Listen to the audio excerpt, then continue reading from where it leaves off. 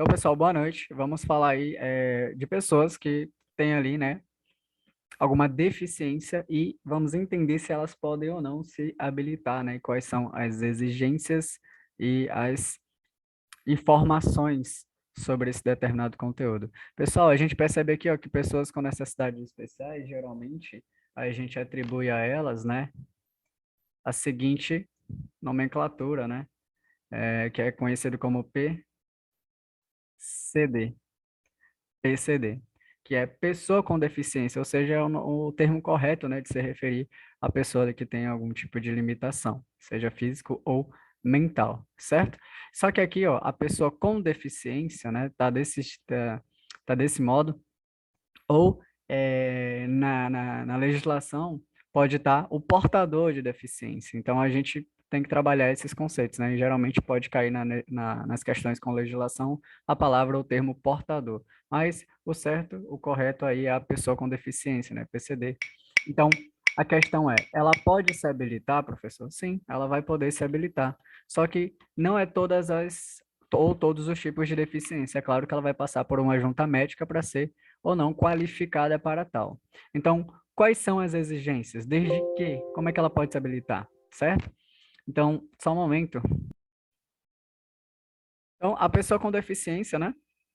PDC aí, que é o termo correto que a gente pode se referir a essas pessoas aí, que tem ali alguma limitação, certo? Alguma comorbidade, elas podem se habilitar desde que, primeiramente, a gente vai perceber que o veículo tem que ser adaptado à sua deficiência. Então, o veículo tem que ser adaptado especificamente para a deficiência com a qual ela é, né, portadora, que ela tem ali consigo. Então, o veículo tem que ser adaptado à sua deficiência específica. Então, a gente sabe que existem vários, inúmeros tipos de deficiências por aí. Então, o carro tem que ser adequado exatamente para com o qual ele tem ali de deficiência, né? Outra coisa importante, ele tem que preencher os pré-requisitos exigidos.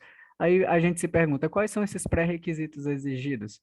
Bom, são os pré-requisitos como qualquer pessoa tem que fazer, que é aqueles 4 pré-requisitos que a gente já conheceu: ser penalmente putável, saber ler e escrever, possuir documento de identificação com foto, né? Ou seja, um documento ali que tenha fé pública, como RG, carteira de trabalho, passaporte, enfim, documentos dessa natureza. A gente pode perceber também que tem que ter o CPF, né? A gente sabe que basta apenas apresentar a numeração do CPF e esses são os 4 pré-requisitos, né? Ser penalmente putável, saber ler e escrever, possuir documento de identificação com foto e o CPF, tá? Então, ele vai passar por isso também, vai passar pelos exames de aptidão física e mental, psicológico, né? Para detectar ali também se ele está apto mentalmente ou até mesmo fisicamente, mesmo que ele tenha ali as suas limitações físicas, deficiências físicas, o carro vai ser adaptado, ele vai passar por uma junta médica especial, onde essa junta médica especial vai avaliar se ele realmente pode ou não, e depende da junta médica, né? Se a junta médica liberar, é claro que ele vai conseguir dar seguimento no processo. Então, ele vai fazer a prova futura prática no veículo que é adaptado à sua deficiência, ele vai ser avaliado por uma comissão examinadora especial. O que seria essa banca examinadora especial? São os examinadores, só que eles já são peritos, eles já são uma banca especial para atender pessoas que vão ter ali algum tipo de deficiência, né? A pessoa com deficiência. Então, a gente percebe aqui, ó, que ele vai ser, caso seja aprovado em exames por comissão avaliadora especial, ele vai receber ali futuramente a sua PPD, né? Permissão para dirigir. Então, a gente percebe que o portador de deficiência, a pessoa com deficiência, pode sim se habilitar, tá? Ele tem esse direito. Claro que ele vai passar por todas essas provações, como os exames, para ver se realmente é de acordo, tá? Porque tem limitações físicas ou mentais que impossibilitam, né? Não tem como mesmo fazer com que essa pessoa possa trafegar, porque senão é, essa doença, essa limitação pode fazer com que a pessoa acaba acarretando risco ali no trânsito para as demais pessoas, né? Então, os órgãos e instituições de trânsito não vão permitir isso. Mas caso for aprovado pela junta médica, ele vai lá fazer a prova em veículo adaptado, especificamente para sua deficiência. Ele vai preencher os 4 requisitos básicos da entrada no processo de habilitação numa autoescola qualquer, no CFC de preferência, né, que é o Centro de Formação de Condutores, da qual ele deseja, e quando ele for para a parte prática, né, depois que ele passar pelo exame teórico, enfim, tudo certinho, exame prático ele vai ser avaliado por uma banca de examinador de comissão especial, que já é preparado, treinada para atender, né, pessoas que têm ali algum tipo de deficiência. Bom, e o condutor estrangeiro, pessoal? O condutor estrangeiro também pode se habilitar? Bom, o condutor estrangeiro também pode. Só que a gente tem aí, pessoal, uma regra interessante que advém aí do nosso Código de Trânsito Brasileiro, tá? Que diz o seguinte, ó: um condutor estrangeiro é permitido para ele trafegar no país onde ele está visitando, né, fora do país de origem, até por 180 dias com a sua habilitação do país, né, de origem. Então, é permitido por até 180 dias, desde que amparado pela Convenção Internacional. O que é essa Convenção Internacional, pessoal? Essa Convenção Internacional é a Convenção de Viena, tá? Onde ele abrange basicamente quase todos os países do mundo, onde ela tenta ali uniformizar um pouco das normas, tá? Ou seja, todos os países que fazem parte dessa Convenção de Viena sobre o Trânsito, né, celebrada aí no dia 8 de novembro de 1968, fazem com que você ou outras pessoas que estão no território estrangeiro possa trafegar por até 180 dias no território ali estrangeiro. Depois de passar ali os 180 dias, é claro que ele vai ter que providenciar a habilitação, né, daquele local onde ele esteja. Por exemplo, uma pessoa que vem da Argentina para cá, ela pode trafegar até 180 dias. Só que, claro, ela vai ter que comprovar adequadamente a estada no Brasil, comprovar a data que ela entrou no país, até porque se ela for pego ali pelos órgãos, né, fiscalizadores, uma polícia militar, por exemplo, um agente de trânsito, enfim, uma PRF da vida, for fiscalizar, eles vão querer o documento e saber qual foi o dia que ele entrou para saber se o prazo de 180 dias, né, está ali valendo ainda, se não excedeu esse prazo. Se excedeu, ele vai ser penalizado e vai ter toda a tramitação, né, com relação a esse tipo de infração que ele vai vir a cometer. Então, você brasileiro também pode trafegar num país estrangeiro, por exemplo, você agora quer ir para a Argentina ou para outro país, para o México, Estados Unidos, você pode trafegar em veículos lá por até 180 dias? Pode, porque esses países estão, né, e fazem parte da Convenção Internacional, né, sobre a Convenção de Viena aí, tá? Então você pode. Caso passe os 180 dias, você vai ter que solicitar a habilitação lá no território nacional que você tiver, né? Então é muito importante. Você que entenda isso. Porque tem questões dizendo que não é permitido, mas é permitido até 180 dias. Então, o que que a gente vai perceber? Que após esse período aí, pessoal, após esse período, né, é necessário que o condutor, né, comprove estada regular no Brasil. Vamos supor que é um condutor estrangeiro, ele vai comprovar a estadia regular aí no país e ele tem que ser submetido aos exames de aptidão física, mental e psicológica. Exame de aptidão física, mental e psicológica, certo? Professor, ele vai ter que fazer o processo de habilitação que nem normalmente o brasileiro faz? Não. Normalmente, basta ele fazer o exame de aptidão física e mental, comprovar ali a regularidade no Brasil e solicitar a habilitação brasileira, que ele vai conseguir, né? Se ele comprovar tudo certinho. O certo é que, normalmente, ele deveria, no mínimo, fazer um curso teórico e fazer uma prova teórica de legislação do nosso território nacional. Por quê? Porque ele tem a habilitação do país de origem. Ele tem a habilitação dele, isso significa que ele sabe transitar. Mas as leis e normas de trânsito se equiparam-se um pouco, mas não é totalmente igual. Então, por não ser totalmente igual, o certo seria que ele fizesse ali um curso teórico e uma prova teórica para saber se ele entende ali da legislação do país, né, com o qual ele está entrando. No caso, o nosso país, o Brasil, né, um condutor estrangeiro vindo para o Brasil. Mas basta apenas ele fazer o exame de aptidão física, mental e avaliação psicológica. Se ele for aprovado nesses exames, e vai ser conferida para ele a permissão para que ele possa estar trafegando aqui no Brasil, depois de ter passado o prazo de 180 dias aí para ele, tá? Então, é muito importante a gente entender isso. Pessoal, só que tem outro documento interessante que, por exemplo, um brasileiro que quer trafegar fora pode solicitar também, que é a chamada PID. E o que é a PID, professor? A PID é a Permissão Internacional para Dirigir. Permissão Internacional para Dirigir. Pessoal, a emissão da PID, para que um brasileiro possa dirigir aí no exterior, possa dirigir aí no exterior, né? Ela pode ser requerida por condutores habilitados em qualquer categoria. Seja você habilitado na categoria A, B, C ou D ou E, qualquer categoria que a gente até já conheceu, né, as características de cada uma. Se você for habilitado em qualquer categoria, você pode estar solicitando a PID. Inclusive, se você tem a permissão para dirigir, você já pode estar solicitando também.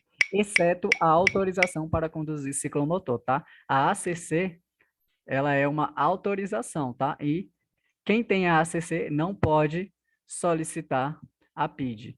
Não pode, é uma exceção. Pessoal, o prazo de validade da permissão internacional para dirigir, ela é de no máximo 3 anos, a partir da data da sua emissão.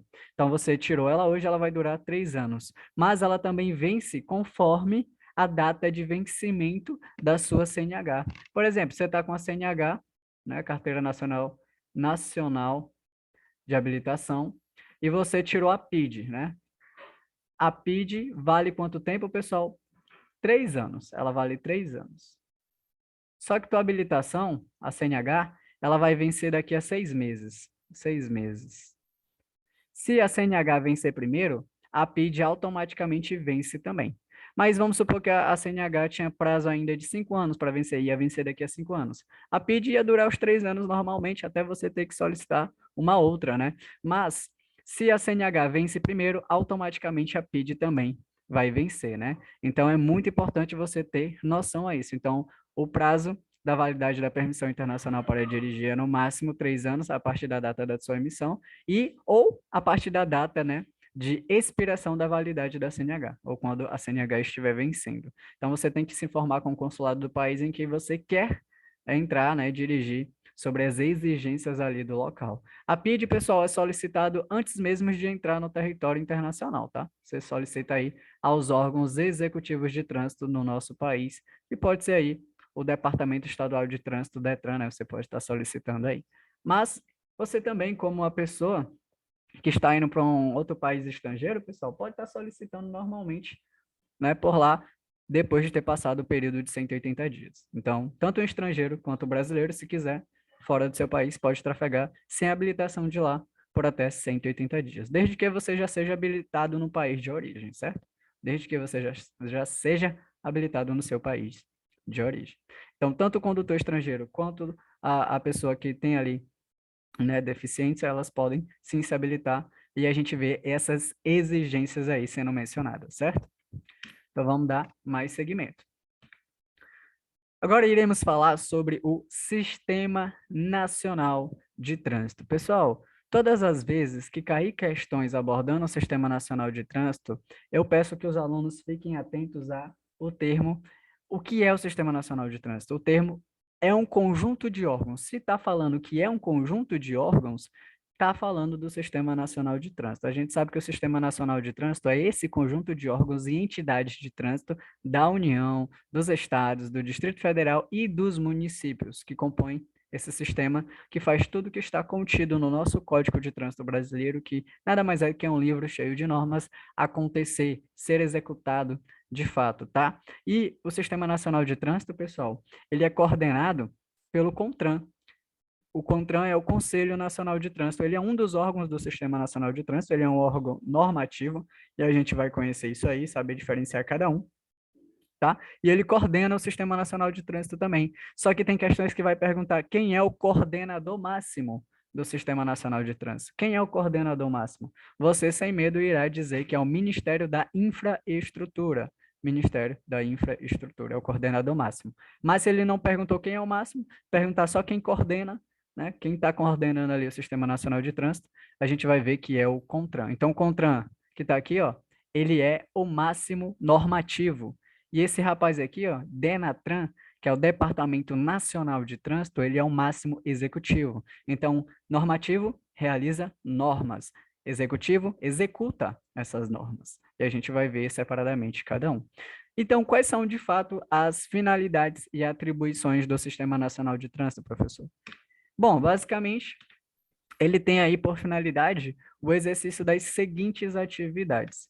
Planejar, ele tem a finalidade de planejamento, finalidade de administração, administrar, normatização, né, tudo relacionado ao trânsito, né, a operação viária, seja educação para o trânsito, seja desde de processo de habilitações e em várias outras atividades que está relacionado, né, ao trânsito.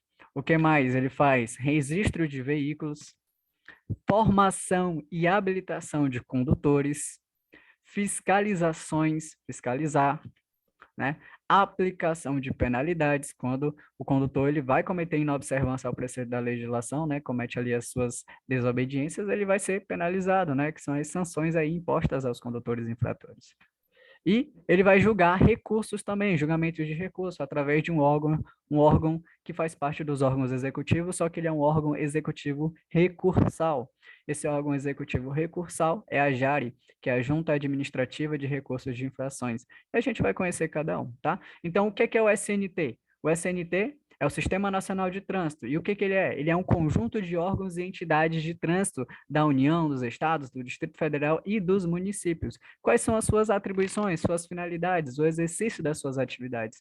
Ele vai planejar, administrar, normatizar, registrar veículos, formação e habilitação de condutores, fiscalizar, aplicar penalidades e trabalhar com julgamento de recursos também. Essas são as atribuições e finalidades do nosso Sistema Nacional de Trânsito. Pessoal, percebam que ele vai ser um conjunto de órgãos e a gente tem que conhecer esses órgãos. Eles são ramificados em órgãos normativos e órgãos executivos.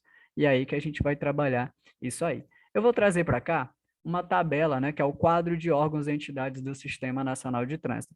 A gente percebe que ele está estruturado aí, pessoal, da seguinte maneira. Temos aí normativos, temos aí executivos de trânsito, executivos rodoviários, tá? Temos aí os executivos fiscalizadores e os executivos recursais. Aí a gente tem aqui, ó, eles que serão do âmbito federal, tem aqui o do âmbito estadual e os do âmbito municipal. E a gente vai abordar cada um, certo? Só que eu vou já abordar em outra tela de outro slide, porque lá está falando separadamente de um a um, depois eu volto para falar nessa parte aqui também. Então, só para ficar claro, olha aqui, ó, quem é o nosso órgão, que é o coordenador máximo desse sistema? É o Ministério da Infraestrutura, situado em Brasília, tá?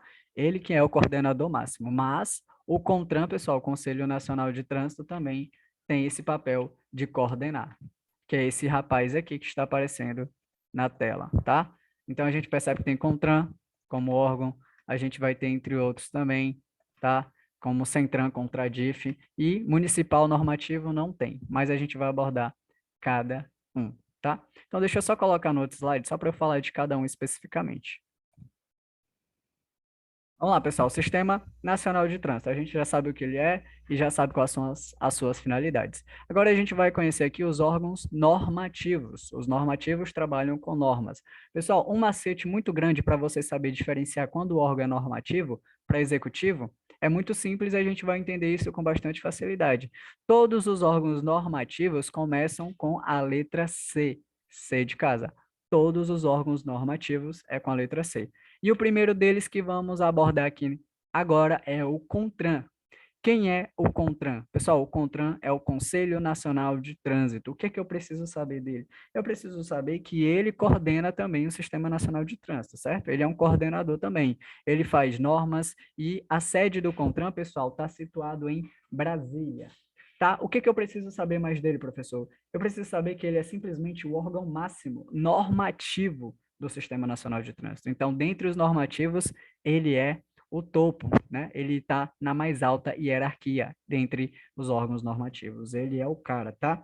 Bom, cabe ao CONTRAN, pessoal, os processos de normatizar os procedimentos relativos à aprendizagem, habilitação, tudo que está relacionado à expedição de documentos, registro, tá? E a sede dele fica em Brasília. Ele, além de ser o órgão máximo normativo dos órgãos que pertencem ao Sistema Nacional de Trânsito, ele tem uma finalidade interessante que é criar as câmaras temáticas. E o que são as câmaras temáticas? A Câmara Temática são órgãos técnicos que estão vinculados ao CONTRAN, que é integrado por especialistas. Ó, o próprio nome conselho, ó. Conselho não tem um dirigente máximo, né? Não é apenas um dirigente máximo, é um conselho. São um conjunto de especialistas, onde esses especialistas deliberam ali sobre possíveis mudanças na lei. E as câmaras temáticas, que está vinculado ao CONTRAN, que são criações do próprio CONTRAN, deixa eu botar aqui, só botar aqui para a gente, câmaras temáticas.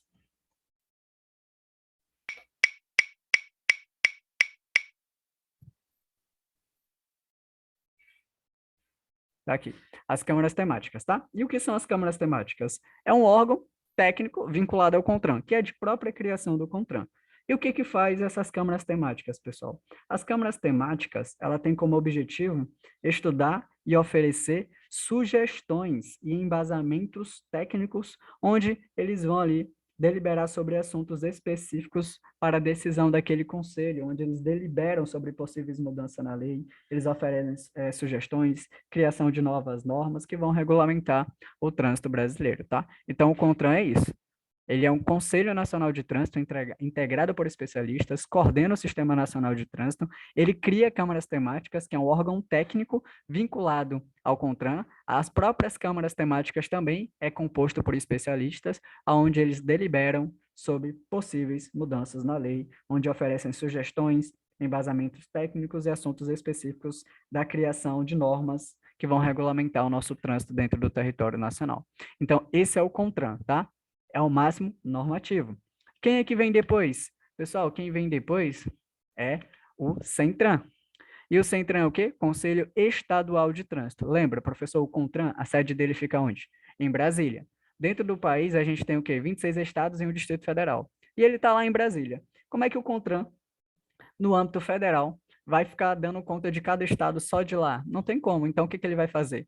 Ele vai criar ali o CENTRAN, Conselho Estadual de Trânsito, que vai atuar no âmbito da jurisdição de cada estado, obedecendo, claro, às normas advindas do CONTRAN. Então, o CENTRAN, ele fica localizado na capital de cada estado, tá? Então, o CENTRAN, ele fica localizado na capital de cada estado. Então, cada estado vai possuir sua própria CENTRAN. Então, o que que o CENTRAN faz ali? Ele vai cumprir e fazer cumprir a legislação das normas de trânsito no âmbito ali estadual, onde ele vai acompanhar as atividades técnicas e administrativas de trânsito ali do seu estado. Então, ele recebe informações do CONTRAN e vai atuar ali no âmbito do estado com o qual ele está inserido. Então, é isso que faz o CENTRAN. Pessoal, o CENTRAN, ele também tem outra função, tá? Outra função, uma subfunção, que é muito importante, que ele atua como órgão julgador. Ele atua como órgão julgador. Julgador de recursos que são interpostos pelos condutores infratores. Só que essa atuação dele como órgão julgador vai ser em segunda instância, tá? Em segunda instância. Porque em primeira instância a gente vai perceber que existe aí a JARE, que a gente vai conhecer mais para frente, que é conhecido como órgão recursal. E numa questão, professor, como é que eu vou saber quando tem essa questão de órgão julgador, se ele vai falar da JARE ou ele está falando do CENTRAN como finalidade do CENTRAN? Bom, muito simples. Se ele não está dizendo em segunda instância, se ele não diz em segunda instância, automaticamente é JARE. Tudo que está relacionado à recorrência, a recorrer, é JARE, Junta Administrativa de Recursos de Infrações. Aí a gente vai ver sobre isso. E a CENTRAN, como é que eu sei que o condutor tá em tramitação de julgamento em segunda instância? Bom, pelo CENTRAN. Se fala em segunda instância numa questão, é o CENTRAN, tá? Mas a gente só tem que entender que o CENTRAN, ele faz, e ele cumpre e faz cumprir ali a legislação das normas de trânsito no âmbito ali da sua jurisdição. A gente vai ter também, pessoal, um terceiro órgão, tá? Normativo, que é o CONTRANDIF. CONTRANDIF, né? Ó, tá aqui, ó. CONTRANDIF. É o Conselho de Trânsito do Distrito Federal. É o Conselho de Trânsito do Distrito Federal. Pessoal, qual é a diferença do CENTRAN para o CONTRADIF? Professor, a diferença é só o nome. Ambos têm a mesma atuação, a mesma competência. Só que o CONTRANDIF, ele vai atuar no âmbito distrital. Ele fica ali no âmbito distrital, ali no Distrito Federal. Tá? Então, ele só está ali para fazer, né, fazer cumprir a legislação das normas lá no âmbito onde ele está inserido. tá? Então, o CENTRAN contra a DIF faz a mesma coisa. Então, contra a DIF, ele também julga os recursos interpostos por condutores infratores em segunda instância? Sim, só que no âmbito lá do Distrito Federal, lá no âmbito distrital. O CENTRAN, no estado que ele estiver inserido, ele vai fazer isso no estado onde ele está inserido, tá? Então, esses são os órgãos normativos. Quem cria câmaras temáticas, pessoal? O CONTRAN. E o que são câmaras temáticas? São órgãos técnicos que estão vinculados ao CONTRAN, que tem como objetivo, né, é estudar e oferecer sugestões e embasamento técnico sobre assuntos específicos da decisão desse conselho. Então, eles pegam a informação, uma norma, e vão deliberar sobre aquele assunto, saber se vão mudar ou não, alterar, enfim, é um conselho que vai deliberar sobre possíveis mudanças na lei. Certo? Então, esses aqui são os órgãos normativos. Ó, perceba que todos eles começam com a letra C, certo? Todos eles começam com a letra C. Esse é o macete. Então, ó, CONTRAN, Conselho Nacional de Trânsito, órgão máximo normativo do Sistema Nacional de Trânsito. Ele faz o quê? Cria câmaras temáticas, não esquece disso. Temos o CENTRAN, Conselho Estadual de Trânsito, órgão normativo estadual. Bom, o que que ele faz? Ele julga os recursos contra as decisões da JAR e dos órgãos executivos estaduais em segunda instância. Claro que ele tem outras atribuições, né? Que é fazer ali as normas serem cumpridas no estado onde ele está inserido, porque ele é o órgão normativo daquele estado onde ele está inserido. Só que, como outra subtarefa, né?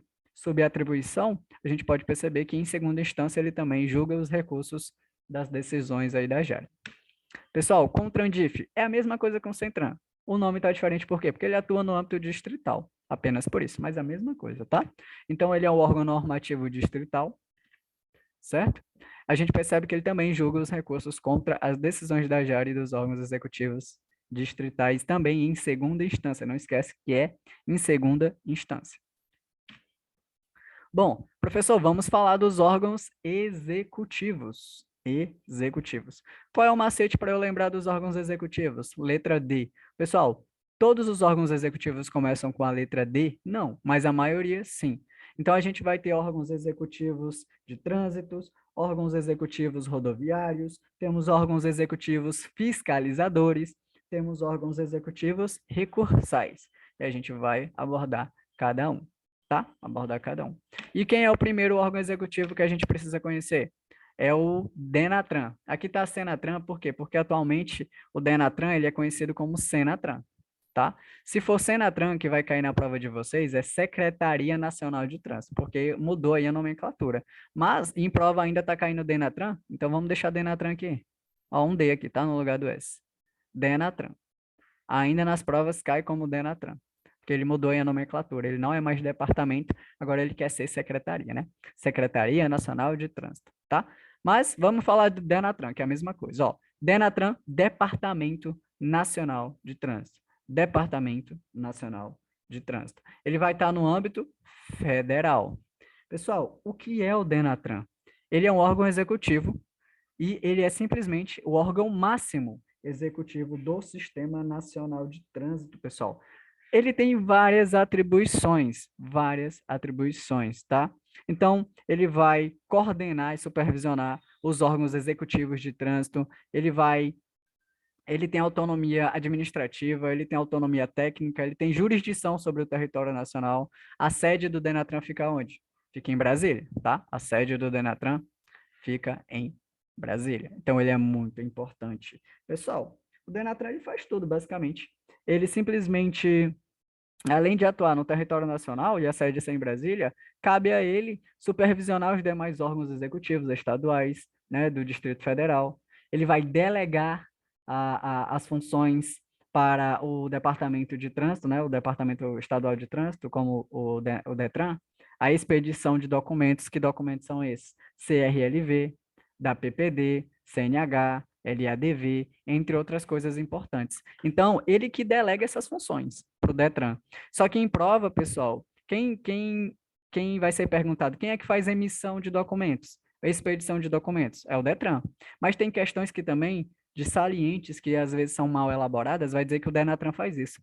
O DENATRAN faz? Faz. Por quê? Porque ele delega a função para o DETRAN. Se ele delega a função, é ele que expede de verdade, né? E o DETRAN só imprime. Mas em prova, se perguntar quem é responsável pelas expedições dos documentos, isso recai mais ao Detran, tá? Ao Detran recai mais isso aí. Professor, e o que que vai cair perguntando sobre o Denatran? Eu já sei que ele fiscaliza, que ele supervisiona e que ele manda nos outros órgãos executivos, né? Ele faz tudo isso. Mas em prova, vai cair o que sobre ele? Que esse rapaz aqui, ele faz duas coisas importantes. Ele mantém dados de condutores e mantém dados de veículos. Pessoal, ele vai armazenar no seu banco de dados, manter atualizado na BINCO. O que é a BINCO? Base Índice, né? BINCO, Base Índice Nacional de Condutores. E a gente sabe que a BINCO é o quê? Um sistema informatizado, que é um banco de dados, né? Onde é de responsabilidade do Denatran, onde ele vai gerir e manter atualizado tudo que está ligado a condutor e a veículo. Ou seja, todos os cadastros de todos os condutores do território nacional ficam armazenados aí na BINCO, na Base Índice Nacional de Condutores, que é de responsabilidade do Denatran, onde ele vai manter atualizado isso aí. E qual é o código referente aos condutores, pessoal? A gente já conhece. Professor, eu sei que é o RENASHE. RENASHE. Professor, se perguntar numa prova o que é o RENASHE, eu tenho que saber, não tenho? Tenho sim. O RENASHE é o Registro Nacional de Condutores Habilitados. Então, ele vai manter isso aí. Ele vai manter todas as informações referentes a condutores e veículos. Através dos condutores, é pelo código do RENASHE. Professor, e através dos veículos, vai ser para quem? Ou através de que código? É através do RENAVAN. RENAVAN. Coloca aqui para a gente. RENAVAN. E o que é o RENAVAN, pessoal? É o Registro Nacional de Veículos Automotores. Tenho que saber? Tenho. Tem questões que perguntam, o que é o RENAVAN? O que significa RENAVAN? Aí eu tenho que saber que é o Registro Nacional de Veículos Automotores. Pessoal, a gente vai ver tudo isso aí para frente também, sempre relembrando, sempre trazendo essas informações para que a gente não esqueça, tá? Então, na prova pode cair o termo Senatran ou Denatran. Pessoal, mesma coisa, só mudou a nomenclatura, tá? Ou é Secretaria Nacional de Trânsito ou Departamento, mas só para deixar claro, vai cair mais como Departamento Nacional de Trânsito, Departamento Nacional de Trânsito. Eu acho que nas provas ainda não está atualizada essa nomenclatura. Então, o que, que o Denatran faz? Ele registra e armazena todas as informações referentes a condutores e a veículos. Condutores vai ser pelo RENASHE, veículos através do RENAVAN, certo? O RENASHE a gente conhece, do RENAVAN a gente ainda vai falar, certo? Qual é o outro órgão executivo que existe, pessoal? Além do Denatran, que é o Departamento Nacional de Trânsito, órgão máximo executivo. Existe o estadual, né? Que é o DETRAN. O DETRAN, pessoal, fica localizado no âmbito estadual. E o DETRAN tem várias finalidades, né? Como trabalhar processo de habilitação, só que ele tem mais autonomia na questão de expedição, né? Porque o Denatran, ele delega para o DETRAN a expedição de documentos. E que documentos são esses? O Detran ele é responsável por expedir. Só que o Detran, o que, que ele faz? Ó, ele registra, ele emplaca, vai licenciar veículos, ele trabalha com educação para o trânsito, ele trabalha com formação e habilitação de condutores. O Detran faz tudo isso. Mas em prova vai cair o que mais, professor, sobre ele? Vai cair que ele é um órgão expedidor. Ele também é um órgão fiscalizador, tá? Ele também atua como órgão fiscalizador. Ele fiscaliza ali no âmbito onde ele está, né, inserido, no âmbito dali da sua circunscrição. Só que o que, que a gente vai lembrar dele? Que ele é o órgão expedidor. O Detran, ele expede. Ele expede o que exatamente? Documentos. Que documentos são esses? Ó, ele vai expedir ACC, ele vai expedir PPD, ele vai expedir o que também? CNH, documentos, ó, tá expedindo documentos. Ele vai expedir CRV. O que é o CRV? O CRV é Certificado de Registro do Veículo. A gente vai conhecer mais para frente, daqui a pouquinho, o que é esses documentos, tá? CRV também que tem como nomenclatura conhecida como DUT, tá? CRV e DUT é a mesma coisa, tá? CRV é Certificado de Registro, né, do veículo, certificado de registro do veículo, e DUT é documento único de transferência. Documento único de transferência. É a mesma coisa. Ele vai fazer também o quê? CRLV, a expedição. O CRLV, pessoal, certificado de registro e licenciamento do veículo, também conhecido como CLA. E o que é o CLA, professor? É a mesma coisa, só muda a nomenclatura. É o certificado de licenciamento anual, é o licenciamento do veículo, certo? O que que ele emite também? O que que ele vai expedir? Ó, LADV, LADV. LADV. E o que é a LADV? Licença de aprendizagem de direção veicular. Então, ele expede documentos. O Detran, ele vai expedir documentos. É isso que eu tenho que saber sobre ele, tá? Claro que ele tem várias outras atribuições, mas em prova, geralmente, é isso que será abordado. Então, esses dois aí ó, são órgãos executivos de trânsito, são órgãos executivos de trânsito. Só que a gente tem outros também que entra aqui, ó, que são órgãos executivos rodoviários. Agora a gente vai falar do DENIT. E quem é o DENIT? Pessoal, o DENIT é o Departamento Nacional de Infraestrutura de Transportes. DENIT, Departamento Nacional de Infraestrutura de Transporte. Ele atua no âmbito federal. O que que ele faz, pessoal? O nome tem ó, infraestrutura. Então, ele muitas vezes trabalha com a questão de manutenção, construção e operação viária, né, das rodovias e estradas no âmbito federal. Ele faz isso também. Só que ele é um órgão executivo rodoviário da União, pessoal, que tem autonomia sobre as rodovias e estradas federais, e ele vai ter a finalidade também de planejar, operar o trânsito no âmbito da jurisdição dele. Então, o DENIT no âmbito federal, que é o Departamento Nacional de Infraestrutura, vai trabalhar com essa manutenção, né, planejamento e construção, entre outras finalidades que ele tem, que a gente vai ver, das rodovias e estradas federais. E no âmbito estadual, vai ser quem? Vai ser o DER. Quem é o DER, pessoal? O DER é o Departamento de Estradas e Rodagens. Departamento de Estradas e Rodagem. O que que ele faz? Pessoal, ele faz a mesma coisa que um DENIT. Qual é a diferença? Que a atuação dele é no âmbito estadual. Então, ele é responsável pelas rodovias e estradas estaduais. Então, basicamente, ele vai ali, né, com sua finalidade, planejar, operar o trânsito ali no âmbito da jurisdição que ele está inserido, né? Então, ele é muito importante aí o DER também. Planejar, operar, né, o trânsito. E eles dois são órgãos executivos rodoviários, não, órgãos executivos rodoviários, certo? Então tá aqui, ó, para não esquecer, Senatran, ou melhor dizendo, Denatran, né, Departamento Nacional de Trânsito, órgão máximo executivo de trânsito da União. Ele vai organizar e manter RENACH e RENAVAN, né, atualizados. O Detran faz o quê? Vai expedir PPD, CNH, CRV, IDUT, que é a mesma coisa, CRLV, ICLA, LADV, licença de aprendizagem de direção veicular. Então, ele trabalha com expedições. Faz só isso? Não, claro que não. Fique atento a outras questões que ele faz também. Mas, geralmente, é mais isso que aborda. O DENIT, Departamento Nacional de Infraestrutura de Transporte, órgão executivo rodoviário da União, está relacionado às rodovias e estradas federais, né? Ele vai trabalhar com a construção, sinalização, manutenção das rodovias federais e estaduais.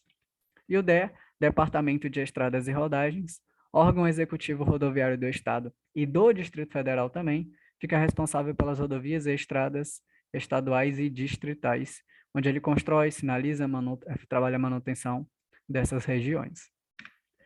Bom, a gente agora vai falar dos órgãos executivos fiscalizadores. Órgãos executivos fiscalizadores, tá?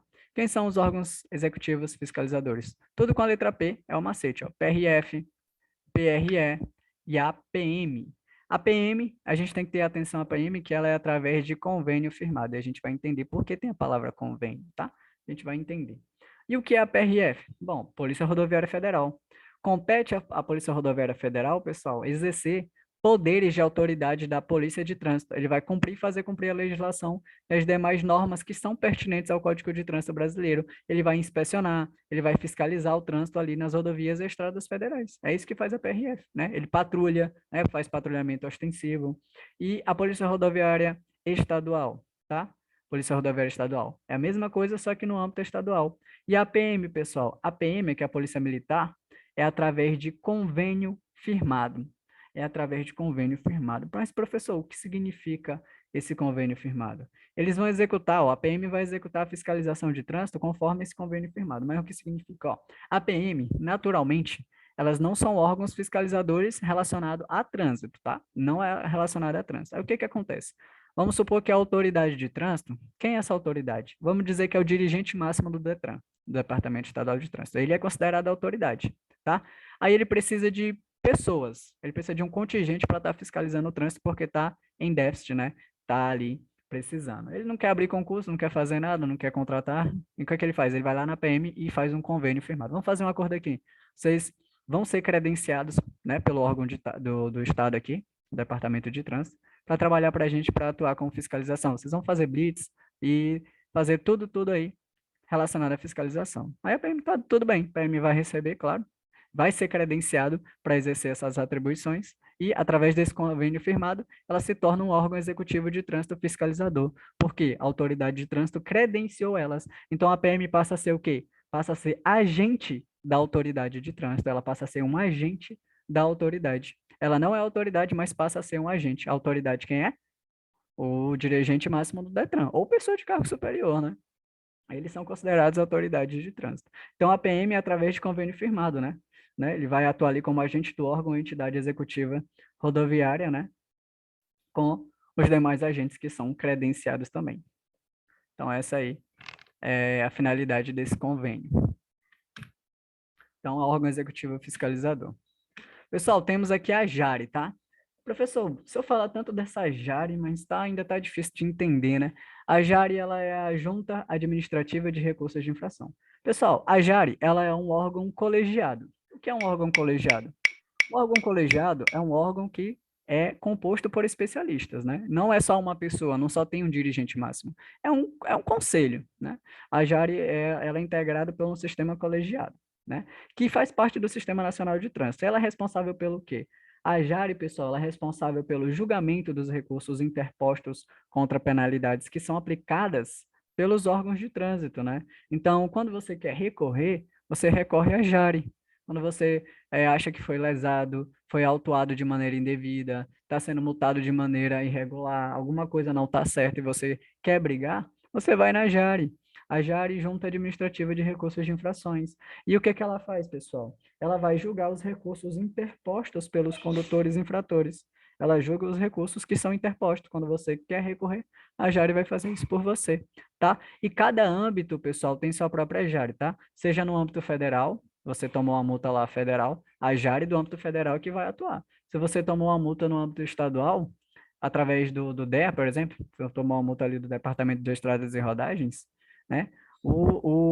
A Jari do estado é quem vai resolver. Se você está tomando multas, né, dos órgãos municipais, por exemplo, a Jari do município ali que vai resolver. Cada âmbito ali, seja federal, estadual ou municipal, tem a sua própria Jari. A Jari também, pessoal, tem como atribuição solicitar, né, para os órgãos e entidades que fazem parte do Sistema Nacional de Trânsito, né, ou executivos rodoviários, ou seja, ele pode solicitar para o Denatran, para o Detran, para o DENIT, para o DEA, documentos, informações complementares relativas ao recurso, onde ele quer ali uma melhor análise da situação que está sendo recorrida. Por exemplo, você vai recorrer e diz que o equipamento que fiscalizou lá você, que foi flagrado, por exemplo, ultrapassando a velocidade máxima de uma determinada região, você constata que ele estava com defeito porque muita gente naquele mesmo dia foi multado por excesso de velocidade, onde constatou que foi só 60 quilômetros a mais para todo mundo. Então, o equipamento estava quebrado. Aí você quer brigar? Aí a Jari vai pedir todas essas informações, essa documentação, pedir as filmagens, pedir ali se foi feita fiscalização daquele aparelho, né, eletrônico que pode dar defeito. Então, por isso, ela vai solicitar, né, objetivando uma melhor análise da situação. Então, ela faz isso. Outra coisa que ela faz, a Jari, é encaminhar aos órgãos, né, executivos de trânsito e os rodoviários informações sobre problemas observados nas atuações. Ó, tem a autuação aqui que está com problema, está irregular, está insubsistente, então isso aqui tem que ser arquivado, né? Não pode. Então, ele vai apontar problemas, né, para que isso não se repita sistematicamente. Então, basicamente, a Jari tem essas atribuições também. Pessoal, PRF realiza o patrulhamento ostensivo nas rodovias e estradas federais, Polícia Militar dos Estados e do Distrito Federal, através de convênio firmado, é isso que eu preciso saber. Falou convênio firmado, sei que ele está falando da Polícia Militar. Jari julga os recursos interpostos pelos infratores. Esse julgamento é em primeira instância. Professor, quando é que eu vou brigar em segunda instância? Eu procuro quem? Eu procuro o CENTRAN. O CENTRAN é em segunda instância, que é um órgão normativo. O prazo para que você dê entrada na Jari, para que você se apresente para poder recorrer, é de 30 dias. Pessoal, e a Ciretran? O que a gente tem na nossa cidade? É uma Ciretran. E o que é a Ciretran de fato? É a Circunscrição Regional de Trânsito. Pessoal, a Ciretran ela nada mais é do que uma filial do Detran e ela é subordinada ao Detran. A sua área de atuação é estipulada no ato da sua criação, por exemplo, ela atende ali as regionais, os municípios. E qual é a finalidade do Ciretran, que pode cair em prova? Bom, ela basicamente emplaca e licencia veículos. É um órgão e entidade executiva de trânsito dos municípios e ela vai registrar e emplacar veículos. Geralmente, em questões, quando ele pergunta sobre Ciretran, se cair, é que ela tem essa finalidade, que é também do Detran, certo? Porque o Detran que faz isso, o Detran que cria Ciretran e coloca ela para fazer essas finalidades e atribuições, então o Detran também faz isso. Só que ela delega para o Ciretran. Então, se o Ciretran for abordado, o que que ele faz? Ele registra e emplaca os veículos aí também. Tem questão que é tão maldosa, pessoal, sendo sincero com vocês, vai ter questão que eles não querem saber o conhecimento de vocês, foi projetada para vocês errarem. Por exemplo, tem questão que vai perguntar assim, ó, quem é responsável por expedição de documentos? Aí tem lá, Denatran, Detran, Contran ou Jari, vai ter assim as opções. O certo que de resposta aí é para ser o Detran que expede, mas aí pode acontecer que a questão diz que é o Denatran. Vai estar errado? Não, o Denatran cria o Detran, especifica que ele tem que fazer essas atribuições de expedições, entre outras finalidades. Então, ele é considerado um órgão expedidor também, porque ele expede, ele autoriza e o Detran emite. Né? Então, o Detran está emitindo. Só que o certo é que, em questões, o Detran é que seja o órgão expedidor. Mas se ele quer que a gente fala que é o Denatran, ele tem que especificar, né? Tem que especificar. Então, questões mais mal elaboradas trazem esses conflitos. Isso pode acontecer, tá? Mas fiquem tranquilos que não é tão comum, é raro também, é bem tranquilo. Mas o certo é que quem trabalha com expedição é o Detran. Apesar do Denatran, né, ser o máximo executivo que autoriza isso. Então, você percebe aqui o mapazinho, ó, CONTRAN, os órgãos normativos, CENTRAN, CONTRADIF, executivos. Professor, entrou bem que prefeitura. A prefeitura é considerada um órgão executivo? Sim, a prefeitura é, desde que ela seja integrada ao Sistema Nacional de Trânsito. Pessoal, é de responsabilidade das prefeituras, né, gerir o seu próprio trânsito. Então, o CONTRAN entende, né, que cada município pode gerir seu próprio trânsito, claro, nos limites da sua jurisdição, podendo criar órgãos municipais, né, convênios com outros órgãos, né, e pode regulamentar o trânsito ali de veículos, a prefeitura pode regulamentar o trânsito de ciclistas, pedestres e animais. Geralmente, veículos de propulsão humana e de tração animal é a cargo da prefeitura, a prefeitura que se responsabiliza por essas questões, ele que vai aplicar penalidades, multas e entre outras, né, finalidades. Então, eu vou voltar para o outro slide para que a gente possa estar retomando lá naquela tabelinha que a gente estava falando de início, tá? Quem é o coordenador máximo do Sistema Nacional de Trânsito, professor? Ministério da Infraestrutura, né? O máximo é o Ministério da Infraestrutura. Mas quem coordena também? O CONTRAN. O CONTRAN, CENTRAN, CONTRADIF, a gente já viu. Então, ó, órgãos normativos no âmbito federal, CONTRAN, no estadual, CENTRAN e CONTRADIF. Municipal, não existe. Os órgãos executivos aí, pessoal, ó, DENATRAN, Departamento Nacional de Trânsito, no âmbito federal, estadual, DETRAN, e municipal, órgãos executivos de trânsito municipal. Órgãos executivos rodoviários, DENIT, ó, DENIT, Departamento Nacional de Infraestrutura, e esse outro cidadão aí, professor, que apareceu, esse ANTT, esse ANTT. O ANTT, pessoal, é a Agência Nacional de Transporte Terrestre, Agência Nacional de Transporte Terrestre. É basicamente, né, um outro órgão que é similar ao DENIT, que atua também como órgão executivo rodoviário ali, responsável pelas rodovias e estradas federais, tá? Atua basicamente da mesma maneira, O DER, o Departamento de Estradas e Rodagens, já sei que é no âmbito estadual, já sei o que ele faz, né? Órgão Executivo Rodoviário Municipal, trabalha ali, né? O município. Órgão Executivo Rodoviário, que é a atribuição aí das prefeituras, certo? Temos aí, pessoal, PRF, órgão fiscalizador, PRF, Polícia Rodoviária Federal. Temos a PM, que também atua no âmbito estadual, através de convênio firmado. E no municipal a gente tem o agente de trânsito ou o guarda municipal, né? O agente de trânsito ou o guarda municipal. Pessoal, perceba que os órgãos recursais, ó, recursais, cada âmbito tem o seu, ó. Se você tomou uma multa ali do DENIT ou do ANTT, quem é que você tem que recorrer? Qual é a JARE que você tem que recorrer? A JARE do âmbito federal. Se você tomou a multa aqui do DEO, Departamento de Estradas e Rodagens, ou tomou a multa aqui da PRF, é JARE do federal. Agora, se tomou do DER ou da PM, a multa que você tomou, a autuação, né? Melhor falando, a autuação, você tem que recorrer à JARE estadual. Se você foi multado aqui ou autuado pelo agente de trânsito ou pelo guarda municipal, você tem que recorrer à JARE do município. Então, cada âmbito tem a sua própria JARE, sua própria junta administrativa de recurso de infrações, que vão fazer a mesma coisa, só que cada um atua lá no seu âmbito, né?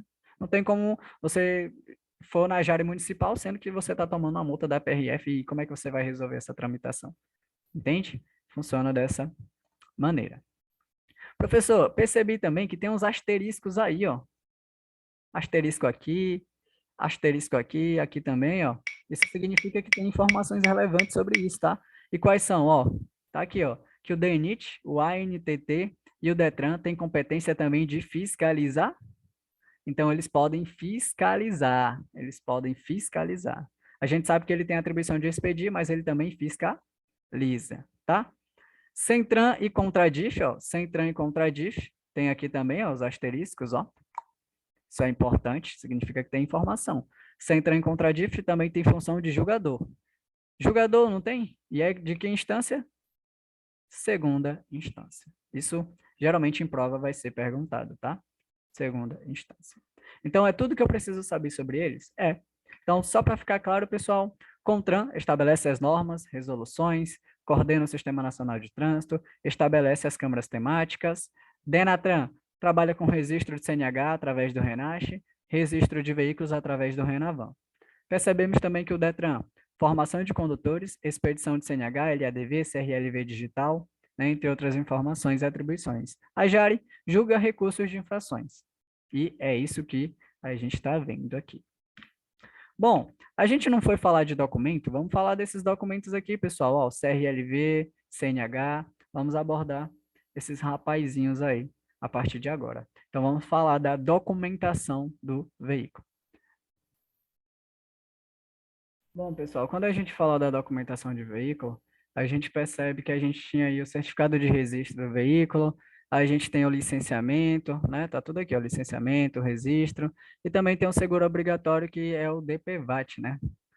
E tudo isso, que esses são esses três documentos que a gente tinha que ter obrigatoriamente em mãos, tudo isso foi substituído por um novo documento, que é o chamado CRLV-E. Esse CRLV-E é de digital, né? Agora ele foi todo digitalizado, né?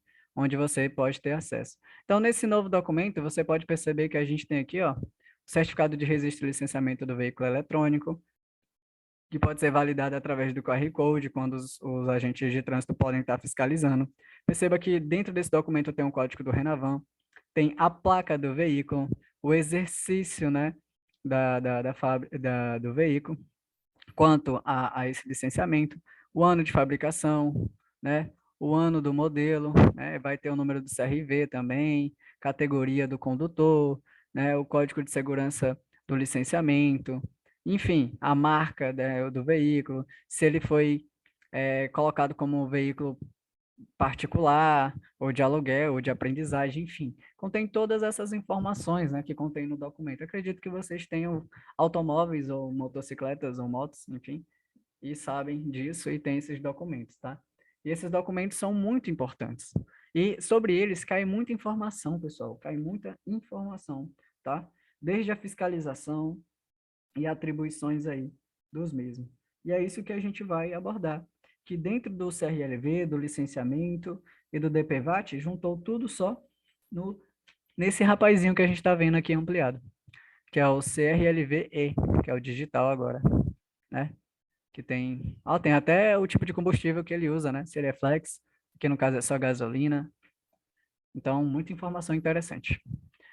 O que é de malvadez aqui do Detran, o que ele fazia? Quando ele cobrava a taxa do licenciamento, ele imprimia, né? Ele emitia o novo documento.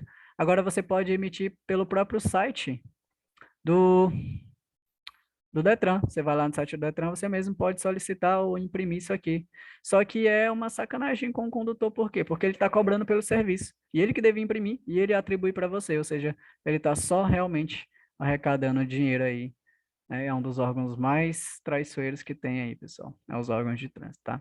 Quanto a cobrar dinheirinho das pessoas. Então ele faz isso. Então tem esse novo modelo e a gente vai trabalhar e entender sobre esse novo modelo, tá? Só para constar, ele tem essas informações, ó, né, que a gente já conhece. Vai ter tudo que está referente ao veículo, a cor, o proprietário, né? Aqui, ó, cor predominante amarela, o veículo observações é a motor, né? Ele pode ser elétrico, enfim. Então tem muita informação sobre isso. Então, primeira coisa, o certificado de registro, o certificado de registro e licenciamento do veículo, que é o CRLV. E agora ele é o E de eletrônico, ele virou eletrônico. Tá aqui, ó, certificado de registro e licenciamento do veículo. Antigamente, funcionava da seguinte maneira: tínhamos dois documentos, o CRV, tá? E o que é o CRV, pessoal? Certificado de registro do veículo. O CRV, tenho que saber, tenho. Vai cair em prova, pode cair. É o certificado de registro do veículo. O CRV, pessoal, é basicamente o RG do veículo que contém essas informações que a gente está vendo no CRLV-E, né, no digital. Ele é basicamente o documento de segurança que está destinado a comprovar que o veículo tem as características neles descritas, né, que vai ser licenciado aí através do Departamento Estadual de Trânsito, né? E a sua emissão são as mesmas condições para o licenciamento anual.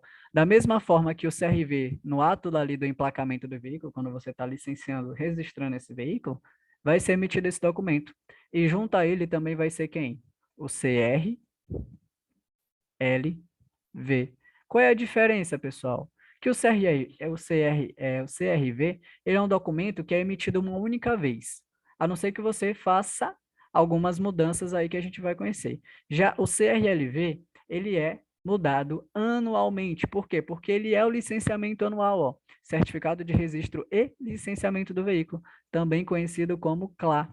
Todo ano a gente né, emite um novo licenciamento. Então, quando você emite um novo licenciamento, vai ser expedido um novo documento com o ano, né, com o qual o veículo está sendo licenciado, né, que é aonde o Detran rouba um pouquinho da gente, né, rouba um pouquinho. Então, o que que eu preciso saber? Que esse documento aqui, ó, ele só vai ser expedido novo em 3 situações, tá?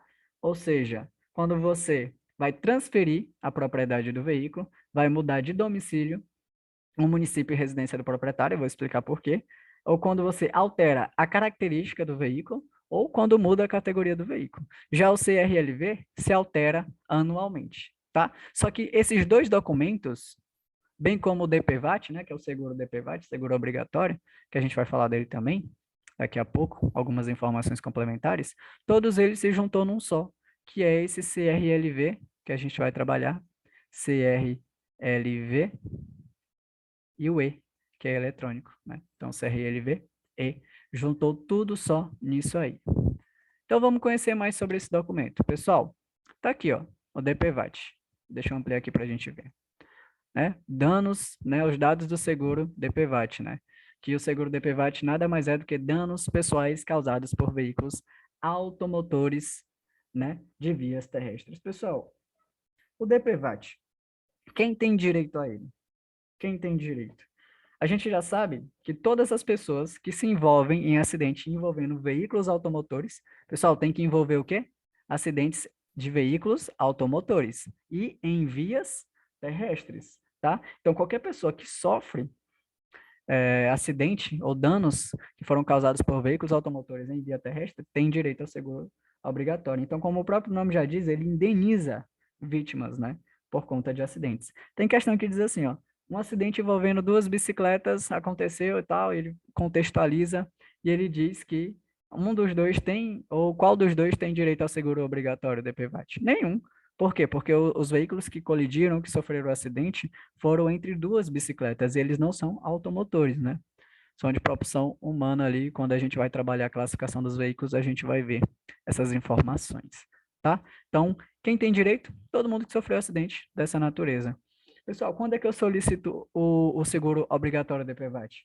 Bom, a partir da data do cometimento, né, do acidente, ou quando você sofreu o acidente ou foi acidentado, você tem até 3 anos a partir da data do acidente para estar solicitando seguro obrigatório.